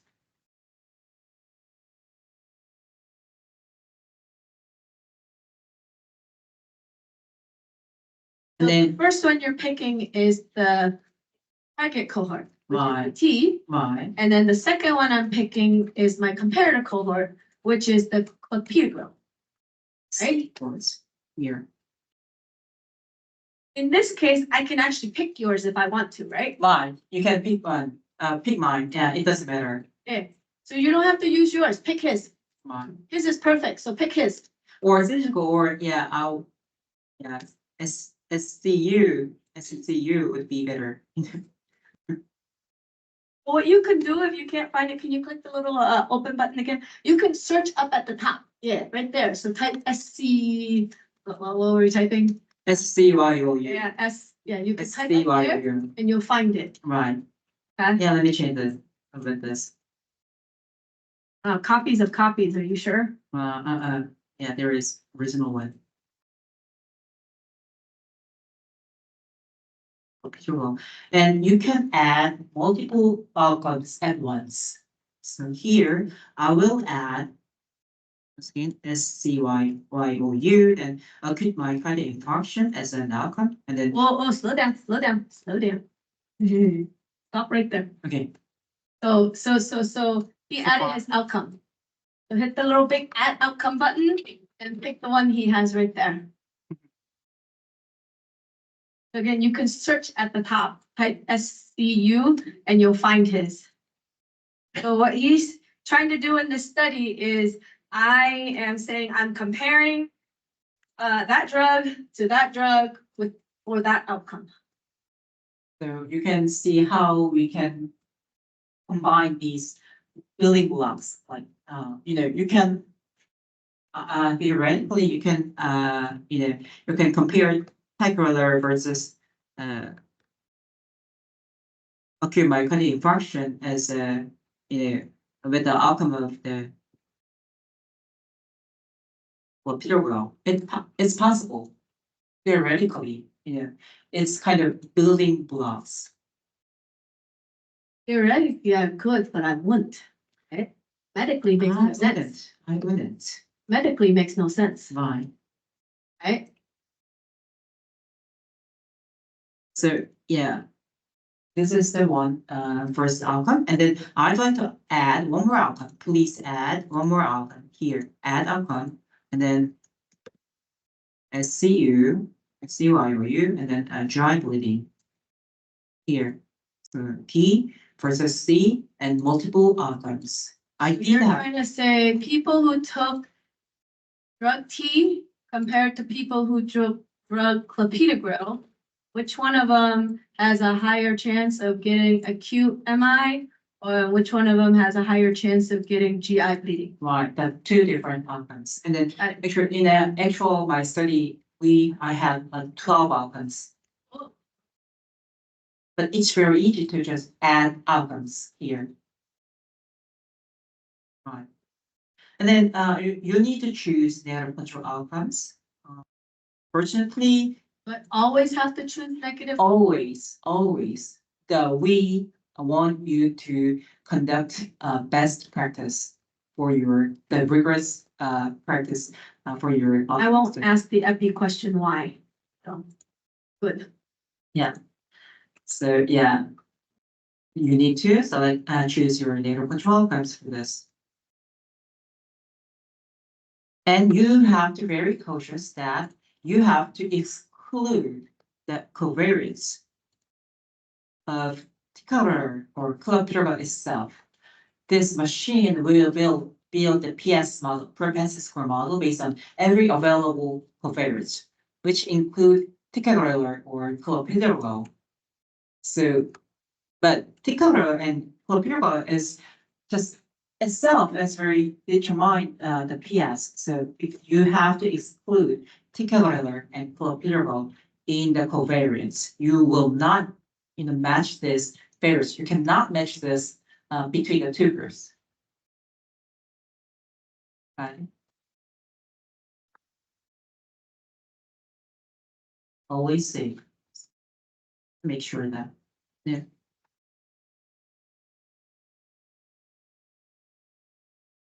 So hold on, all fine. Go back, too fast. Down, All fine. there you go. So you're excluding those two drugs Right, because you're comparing those two drugs. right.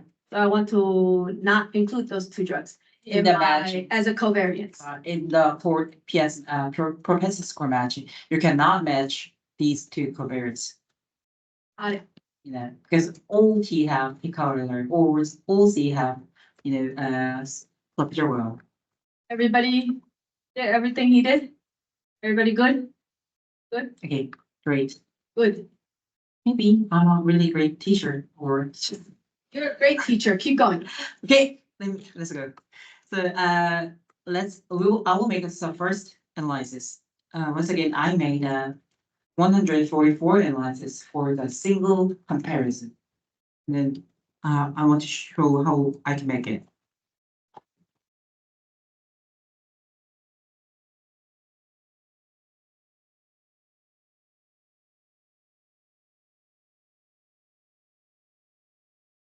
So I will do one-to-one matching, and the outcome will be 1 year, 1 year MI or 1 year drivability. How can I do this? There are many criteria you can design. So remove subject that are in both the target and computer. No, I will keep only the first. So if the patients can be included in the T or C, the patient can be included in the T or C, and the same patient can be included to the two different courses. But I will only remove the subjects who are the later, including the later. Keeping one of them. Yeah, I kept one of So, them. so if a patient is in both the T and the C, you're saying keep the one where the occurrence happened first. Right? Right. Okay. Right. Yeah. And then, yeah, I will not explain everything in here. But sometimes your database is too big, so you have to sample some of them, like 100,000 like here. But I didn't. I will, This won't happen in Japan. It only happens in places like the United States and yeah. So yeah, I use it for the IQVIA data set actually. And if you want to remove the subject who have their outcomes before the indexing, you can do this, but I will not do here.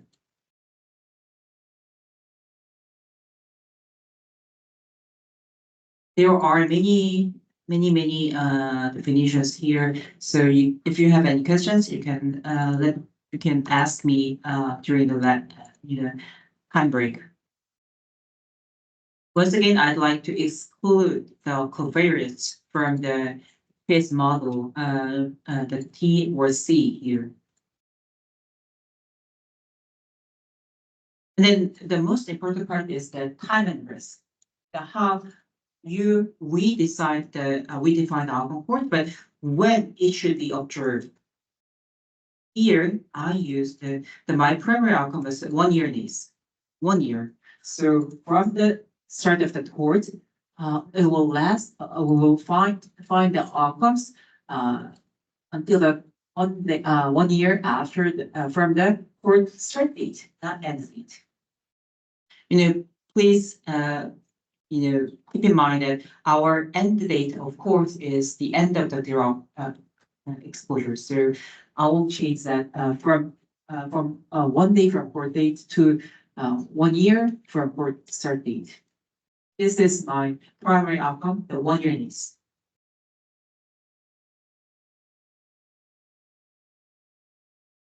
I will use matching for propensity. Everyone is fine that I said that payment risk windows from 1 day from start to 1 year from start. 1 year outcome.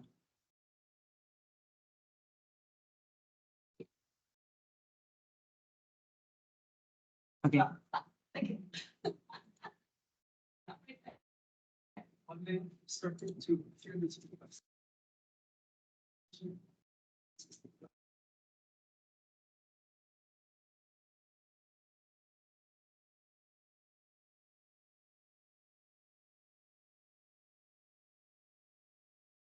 Okay, then, how we can adjust propensity score? I will use match on propensity score, match, and then this is the ratio of matching.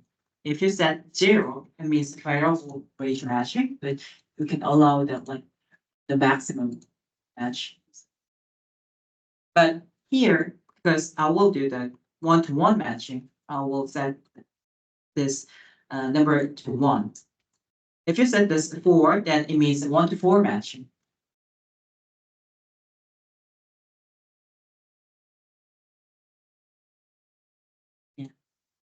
Need thing you need to care about is that number, the 1 here, the maximum number of the matching, maximum number of persons in the matching. You can ignore others.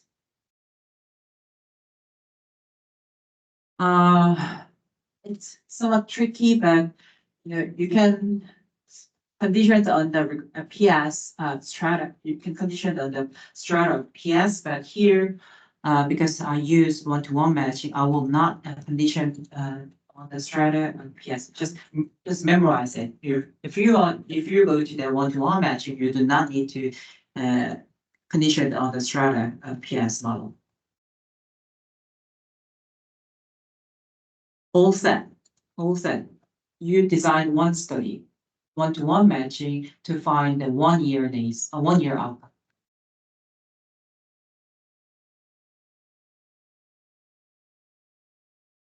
And then, let me sure that if you go to the utility, you can download this study package. I just named this package as Shinjuku, and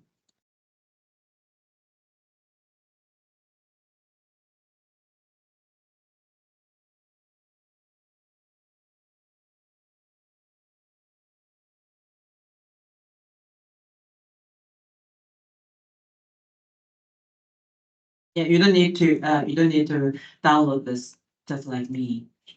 I want to show out.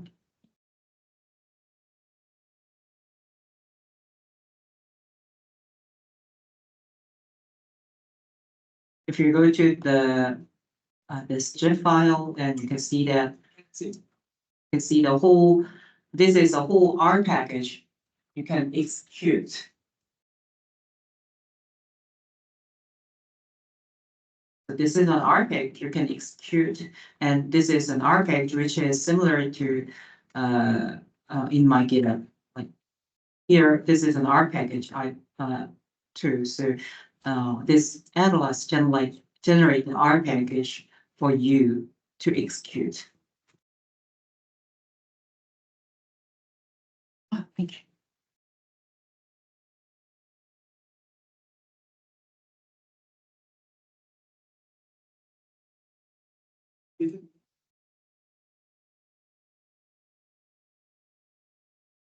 Here you created the study package inside Atlas, but you can't run it in Atlas. No, You have to download the study package and run it in R. right. Okay, so Odyssey uses R. We don't use SAS, right? Yeah, we don't use Python. We don't use hardly Python, we don't use we SAS. hardly Why? use Python. SAS costs lots of money. R is free.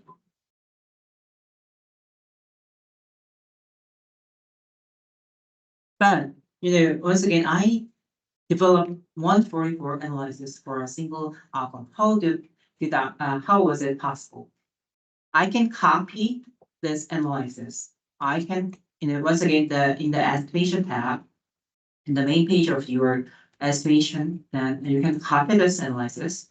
And there is a copy of the one-to-one matching 1 year outcome. I will change this one-to-one matching to PS stratification, another matching method for PS.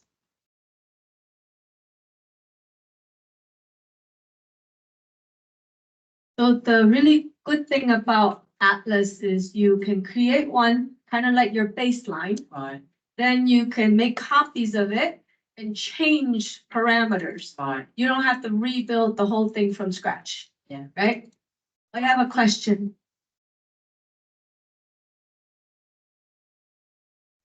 In that case, is it possible to create one and export as Excel file, and after we can create the metadata? Yeah, We I can can show you. the Yeah. parameter and we import. Yeah, I will show you later. Yeah, that's very good question. Very good. So yeah, once again, in the PS stratification, so all we have to change is that the PS adjustment part. So before, like I use the match on propensity score at the previous one, but here I will use stratify on PS. Just change matching to stratify. The default setting is that 5 strata are used here.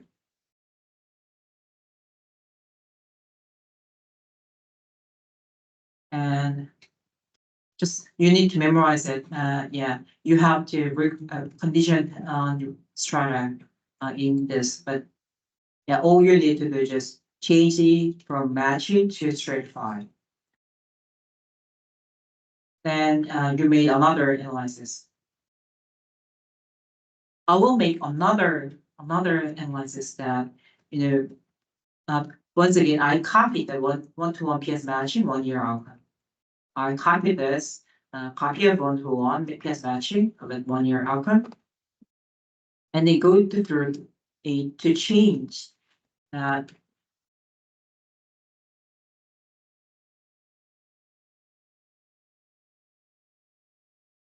To identify on-treatment outcome. Let me ask a non-epi person question.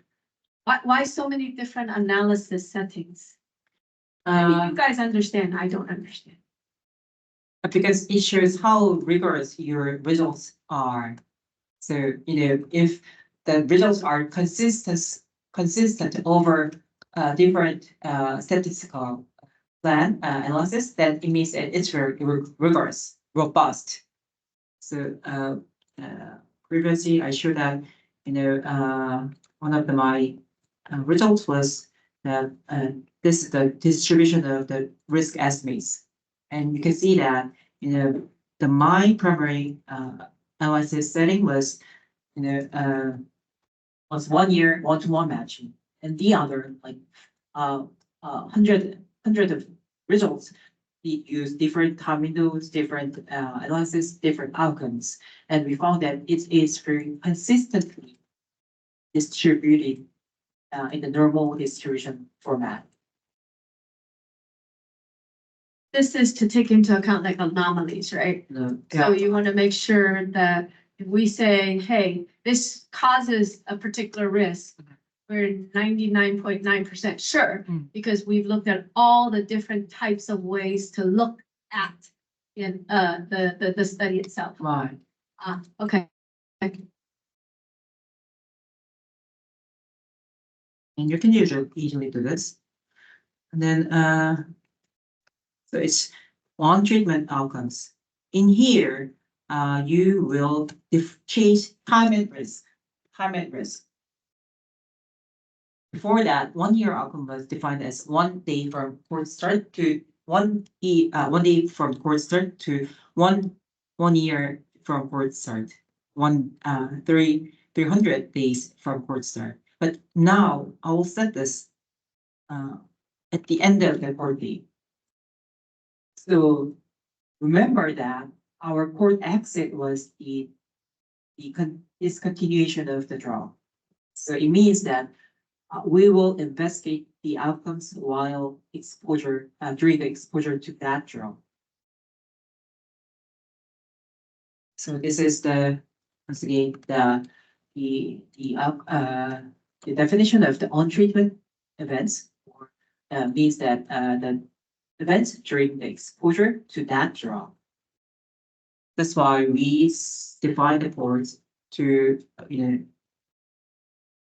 So with 45 minutes left, right? Mhm. Looking at the time, I think everybody kind of understands how to add, copy and build more analysis, right? Yeah. I'm sure there are people in here who wants to understand. Now that you have the package, how do you run it? So how do you run it? You need to we downloaded the R package, like here, and then if we go here, and So for sure, I have to have RStudio. of course. And then you can run this code from like this. So you need to need server IP and user ID and password for your database. And then if you have all of them, but the accessible database, just run this in your database in your environment, and then you will have the result like here.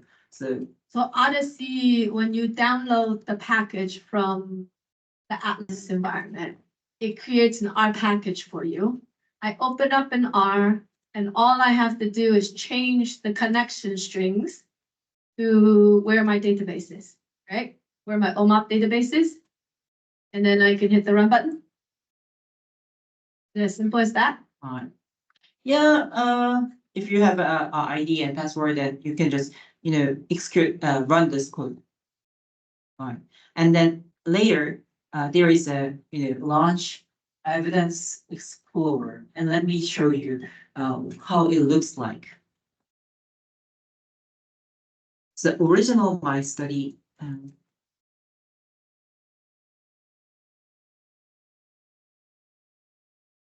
guys can go to this website. It's data.orc.org. Right. So a lot of our study results are actually out Yeah, there. data.odyssey.org. Data.odyssey.org. Data.odyssey.org, and you can find the Ticagrelor here. Slow down. Yeah, this Data, so Ah, data.odyssey.org up there. yeah, this the data.odyssey.org. And then you can find the Tica. There are many Tica here. And you can see that Ticagrelor versus Ticagrelor here.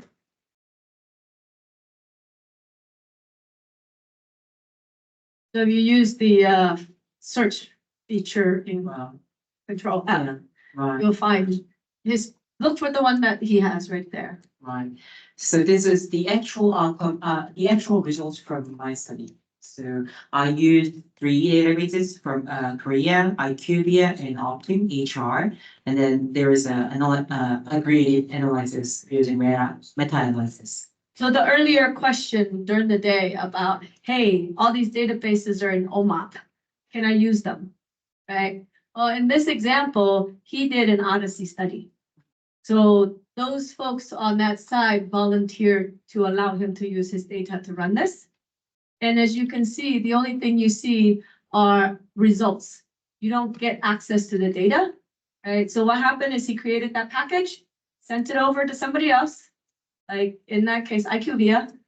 We ran it, gave him back the results and he put it into this shiny app right here. And now anybody, like you guys, can go and look at it, but it's just the results. It's not the data itself. Right, so that's how Odyssey, if you go Odyssey, that's how Odyssey works. Right, now if you want to do this on a daily basis, most people will say, okay, pay us. Right? Yeah, I defined like more than 30 hours in the study, and okay, you can see that about 100 of analysis, tons of analysis. So earlier we only did the 2 outcomes, right? The GI bleeding and the MI. He defined, how many did you define? More than 20 here. More than 30. So he defined more than 30 outcomes. So he had one target, 1 comparator, 30 outcomes, and 101 analysis. You're crazy. Yeah, and it took more than a week to execute the study in the IQVIA servers. They asked me why it took really why. Anyway, we have so this is the results, and then at the final chapter, I hope that can you please show the IQVIA's data set. Yeah, do you think it's worth having a break? Maybe, I don't know. I think we can just End early? Okay. What we did was, okay, so this was part of his study, right? So we volunteered this part of his study. What we did is we thought, okay, this is US data, this is on Korea data. What about Japan data? Will we find this in Japan? Can I find similar results in Japan? Right? So we actually have a data asset that's already in OMA as well in Japan. Our IQVIA claims database, right? So we tried running this on our claims data. So now Stone's gonna show you. Is this me? Oh, Yeah, that's you. I need to share screen. Chan is sharing screen. I need to share my screen. Oh, Yes, Chan needs to stop sharing screen. okay. We see his emails. Although I can't read Korean. Good thing it's not in English. Right. So what we did, same thing. We took Chan's packages, right? Brought it over to our IQVIA server again, because this was ran, I don't know, 3-4 years ago. Oh, forgot about the old one already. So we brought it back to the new one. I got it. Okay, you got it. I'm done. Yeah, so a little refresh, right? Like change of atmosphere. So Chad went through everything. What I'm going to do is give you a taste of what federated analytics or network studies would look like. So what Chad did is he designed this study using his own database. But when you do a network study, what you need to do is you need to send what you coded to people that you want to participate in your study. So imagine Chan just sent me his study and he wants me to run it against one of my databases. I'm IQVIA, but I could be anybody else, right? So what Chan would do first is he would send me the cohorts of his study to make sure that my database has enough patients for this specific study. So this cohort you're looking at is Chan's Ticagrelor cohort. And what I did is, using the databases I have, I ran exactly the same thing. So as Chan explained, right, I can import the JSON of this cohort, and I can bring it into my environment, and I can run it. So what I did is I ran it against two databases that I would have. So these databases can be different depending on what database you have. So I ran it in for Japan claims, as well as I ran it on another claims-based database in the US called Pharmetrics. So I'm gonna go through the first one first. So originally what we wanted to do was show you some results from Japan. But unfortunately, Japan didn't have enough patients. So let's see what's happening.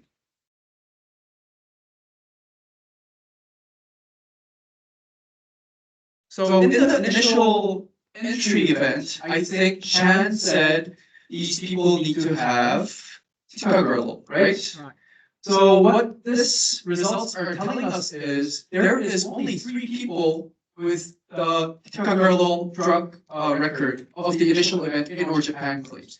So this is because our Japan claims doesn't have, didn't used to have. Now we do have, but in a previous version of our Japan claims that's here, it doesn't have data from elderly population. Now it does, but for this specific database, it doesn't have.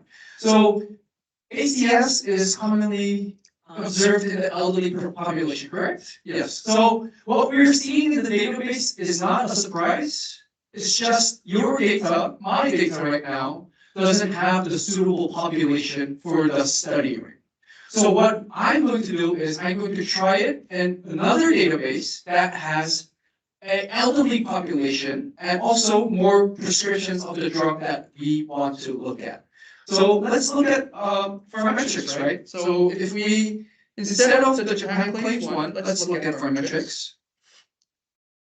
This is a huge database, a US database, and what you can see is, in contrast to the Japan claims that had 3 people only, we have 6,479 patients in the Pharmetrics database. And among those people on Ticagrelor, we have 5,711 patients that are eligible for this specific study cohort. Can you switch the graph view? Do an attrition report. Attrition. Yep. Thank you. So see, this helps us see each one of those criteria, the initial criteria, how many people he had. Then remember his first one, which is no previous stroke, right? How many of those people from the initial one went down? And then from there, how many went down? So it is your normal funnel. Right, so that's the funnel that'll help you see and help you look at things. And this is why I separate the two different criteria. Please.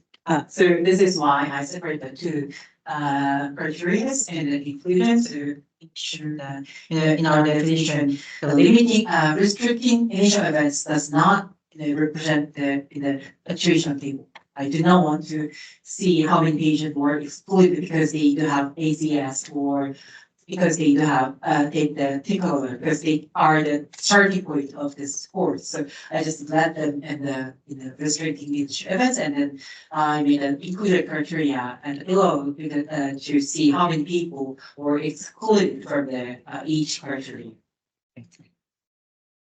Yeah, so the initial, when you do a network study, rather than asking somebody to run a very heavy study package from the beginning until the end, you would typically send your cohort first and make sure that your data partner or the people you're working with data has enough patients. So right now, fortunately for me, luckily for me, I have a database that is now suitable for chance study.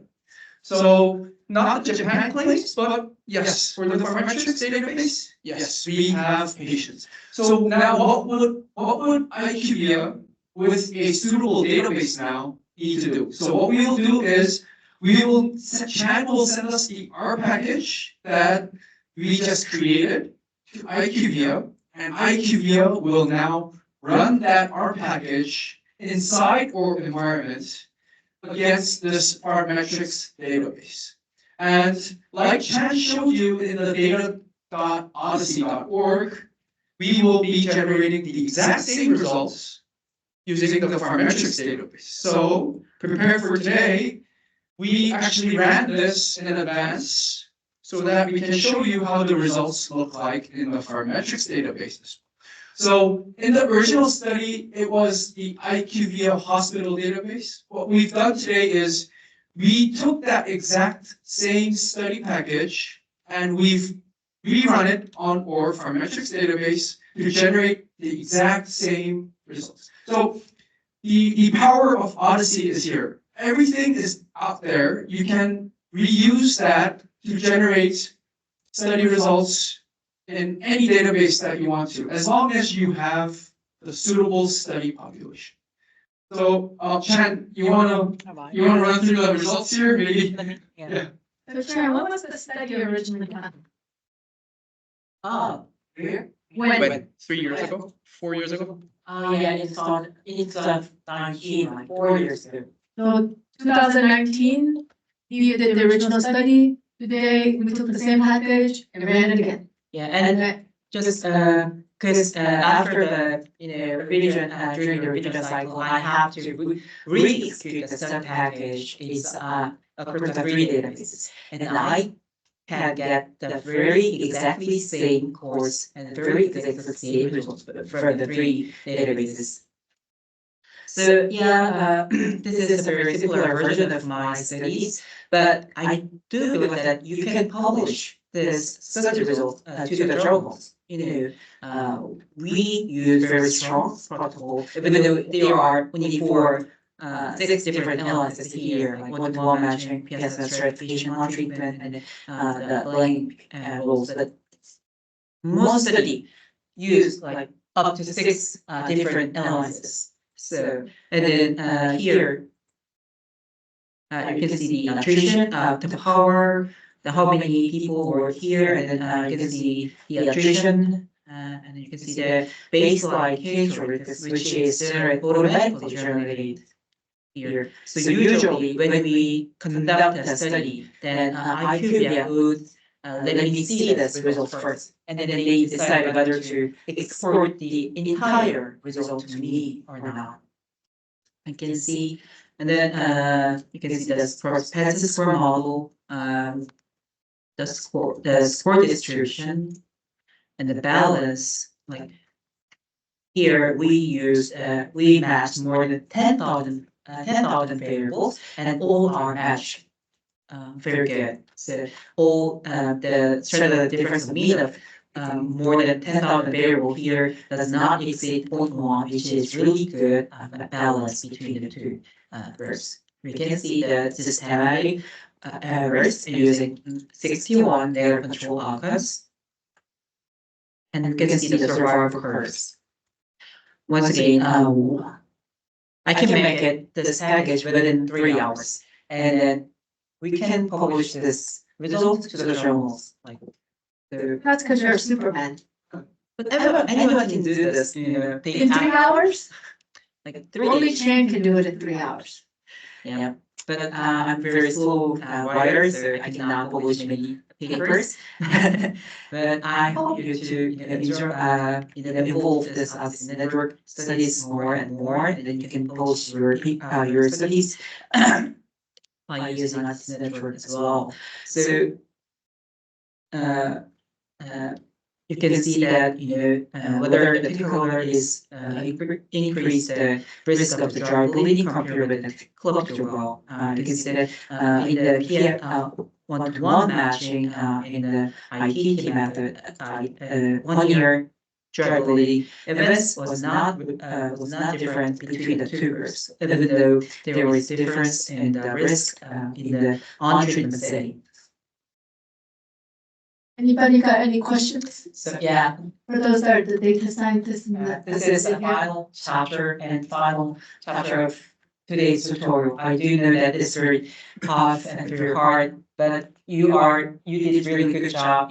Usually it takes 2 days for these tutorial because This is tutorial is only 2 days. like 1 day for 3 days, because 1 day for CDM, 1 day for course definition, 1 day for just estimation itself. So this is the very short version of 3-day tutorial, because I do have only like 3 or 4 hours by it's very, but still we made really powerful results. And please let me know if you have any questions. Yeah, please.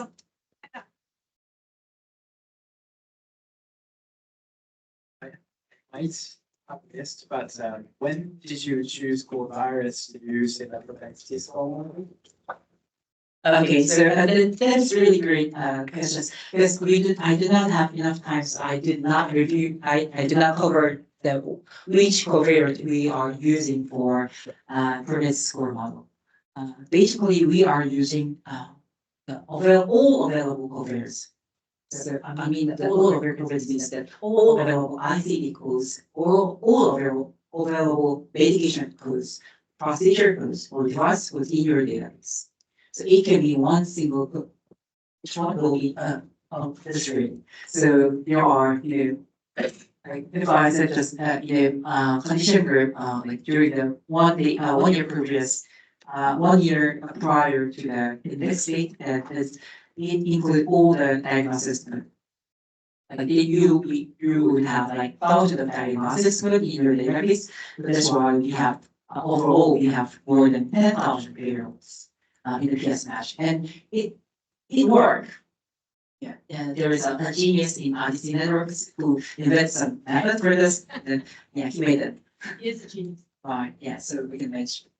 Okay, so then, can you export all the variables you use in the propensity score model as a list? Maybe you should write up in your supplementary material. Yeah, so yeah, that's possible. So in the baseline characteristics table, you can list the depends of the variables how they are matched between the groups. So I just usually pick some like most relevant 20 variables for the paper, for the tables in the paper, but there are more than 10,000 variables in the baseline characteristics tables actually in the Shiny app. Is this one? Is it this one? Yeah, but it's kind of the PS models.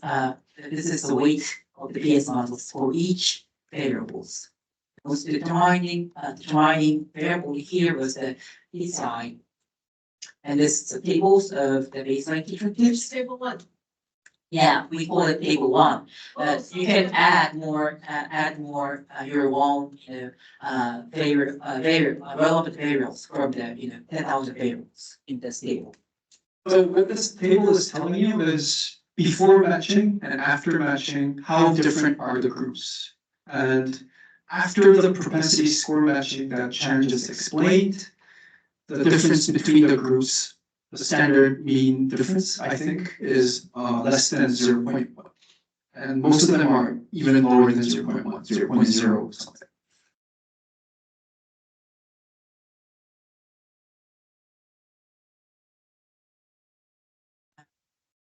Any other questions? Please.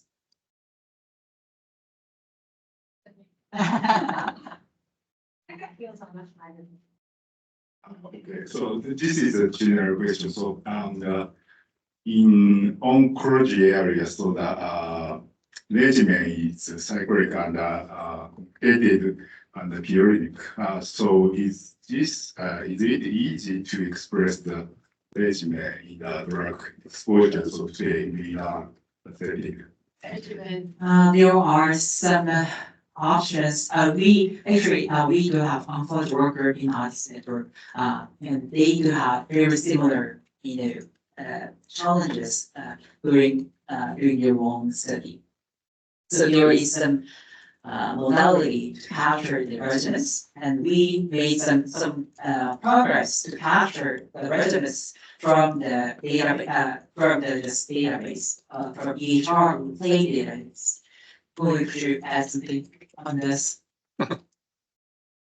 Yeah, so there's like he says, there's an oncology working group.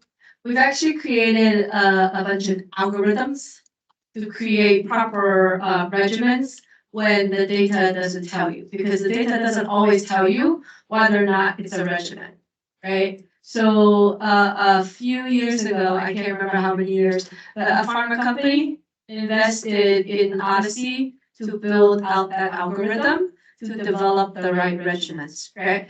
And what you don't see here are also episodes, right? Because in oncology, you have relapses, you have, that stuff. So we have tables now for oncology episodes and regimens, and also how they tie to all your different drugs and all that kind of stuff. So it is there now.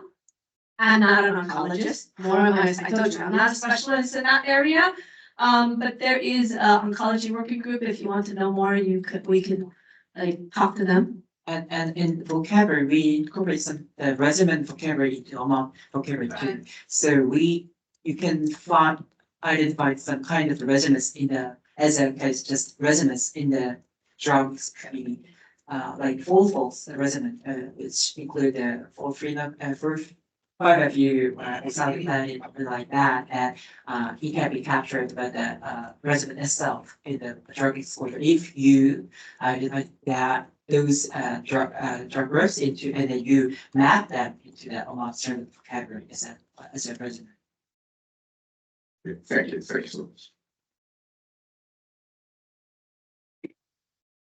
Any other questions? Well, good. Do you have any? No, I was gonna say, now that you guys see how this is done, everybody wants to do an Odyssey study now. Please, say yes. I do know you're applied, but you can say that. Yeah. Once again, if you invite me, once again, that my Japanese will improve, so I can say more Japanese in the tutorial. Like Chan says, this normally takes 2-3 days to do. And I know we did it in 4 hours and asked you guys to just follow along very quickly, right? So our objective in Odyssey is we would love to do what Danny talked about this morning, right? A study-a-thon here. We would love to be able to run a study-a-thon in Japan and bring over the experts from both Asia Pacific and global to actually do that with you guys. right? A week of defining a question, how to do the question, how to build it, run it, validate it, to almost writing it, and then it becomes a publication. Right? You saw that in Danny's talk today, that's what they did. Right? We would love to do that here in Japan. So we would love for you guys to think about how, Japan next year, can we do that? And can we do that? We got Professor, right, Aoyagi-san already converting some of their data over to OMAP. Right? We got IQVIA converting some of their data over to OMAP. We would love to see other people convert their data over to OMAP and then work with others, like Chan has data in his university, Danny has data in his university, right? We have data all over too. Be able to come here and everybody together do one. Right? That's my objective, but that's just me. Yeah, so in Korea, we usually have one day data farm. You can make a data executable packet within the day, I believe. So I believe so. Yeah. You guys are crazy. Yeah, our folks can do that. So anyway, I think we can do this because Asian people are really task oriented. So if we are Call it task oriented, I call it competitive. competitive, right? Right? So anyway, again, thank you for joining this tutorial, and I hope to have you. I hope to see you again in Addis Network or IC APAC in this year, like which we have like December Singapore. The December is the best season. Yes. Yes. I want to say thank you to Thank you. Professor Chan for the whole tutorial that he did. Thank you.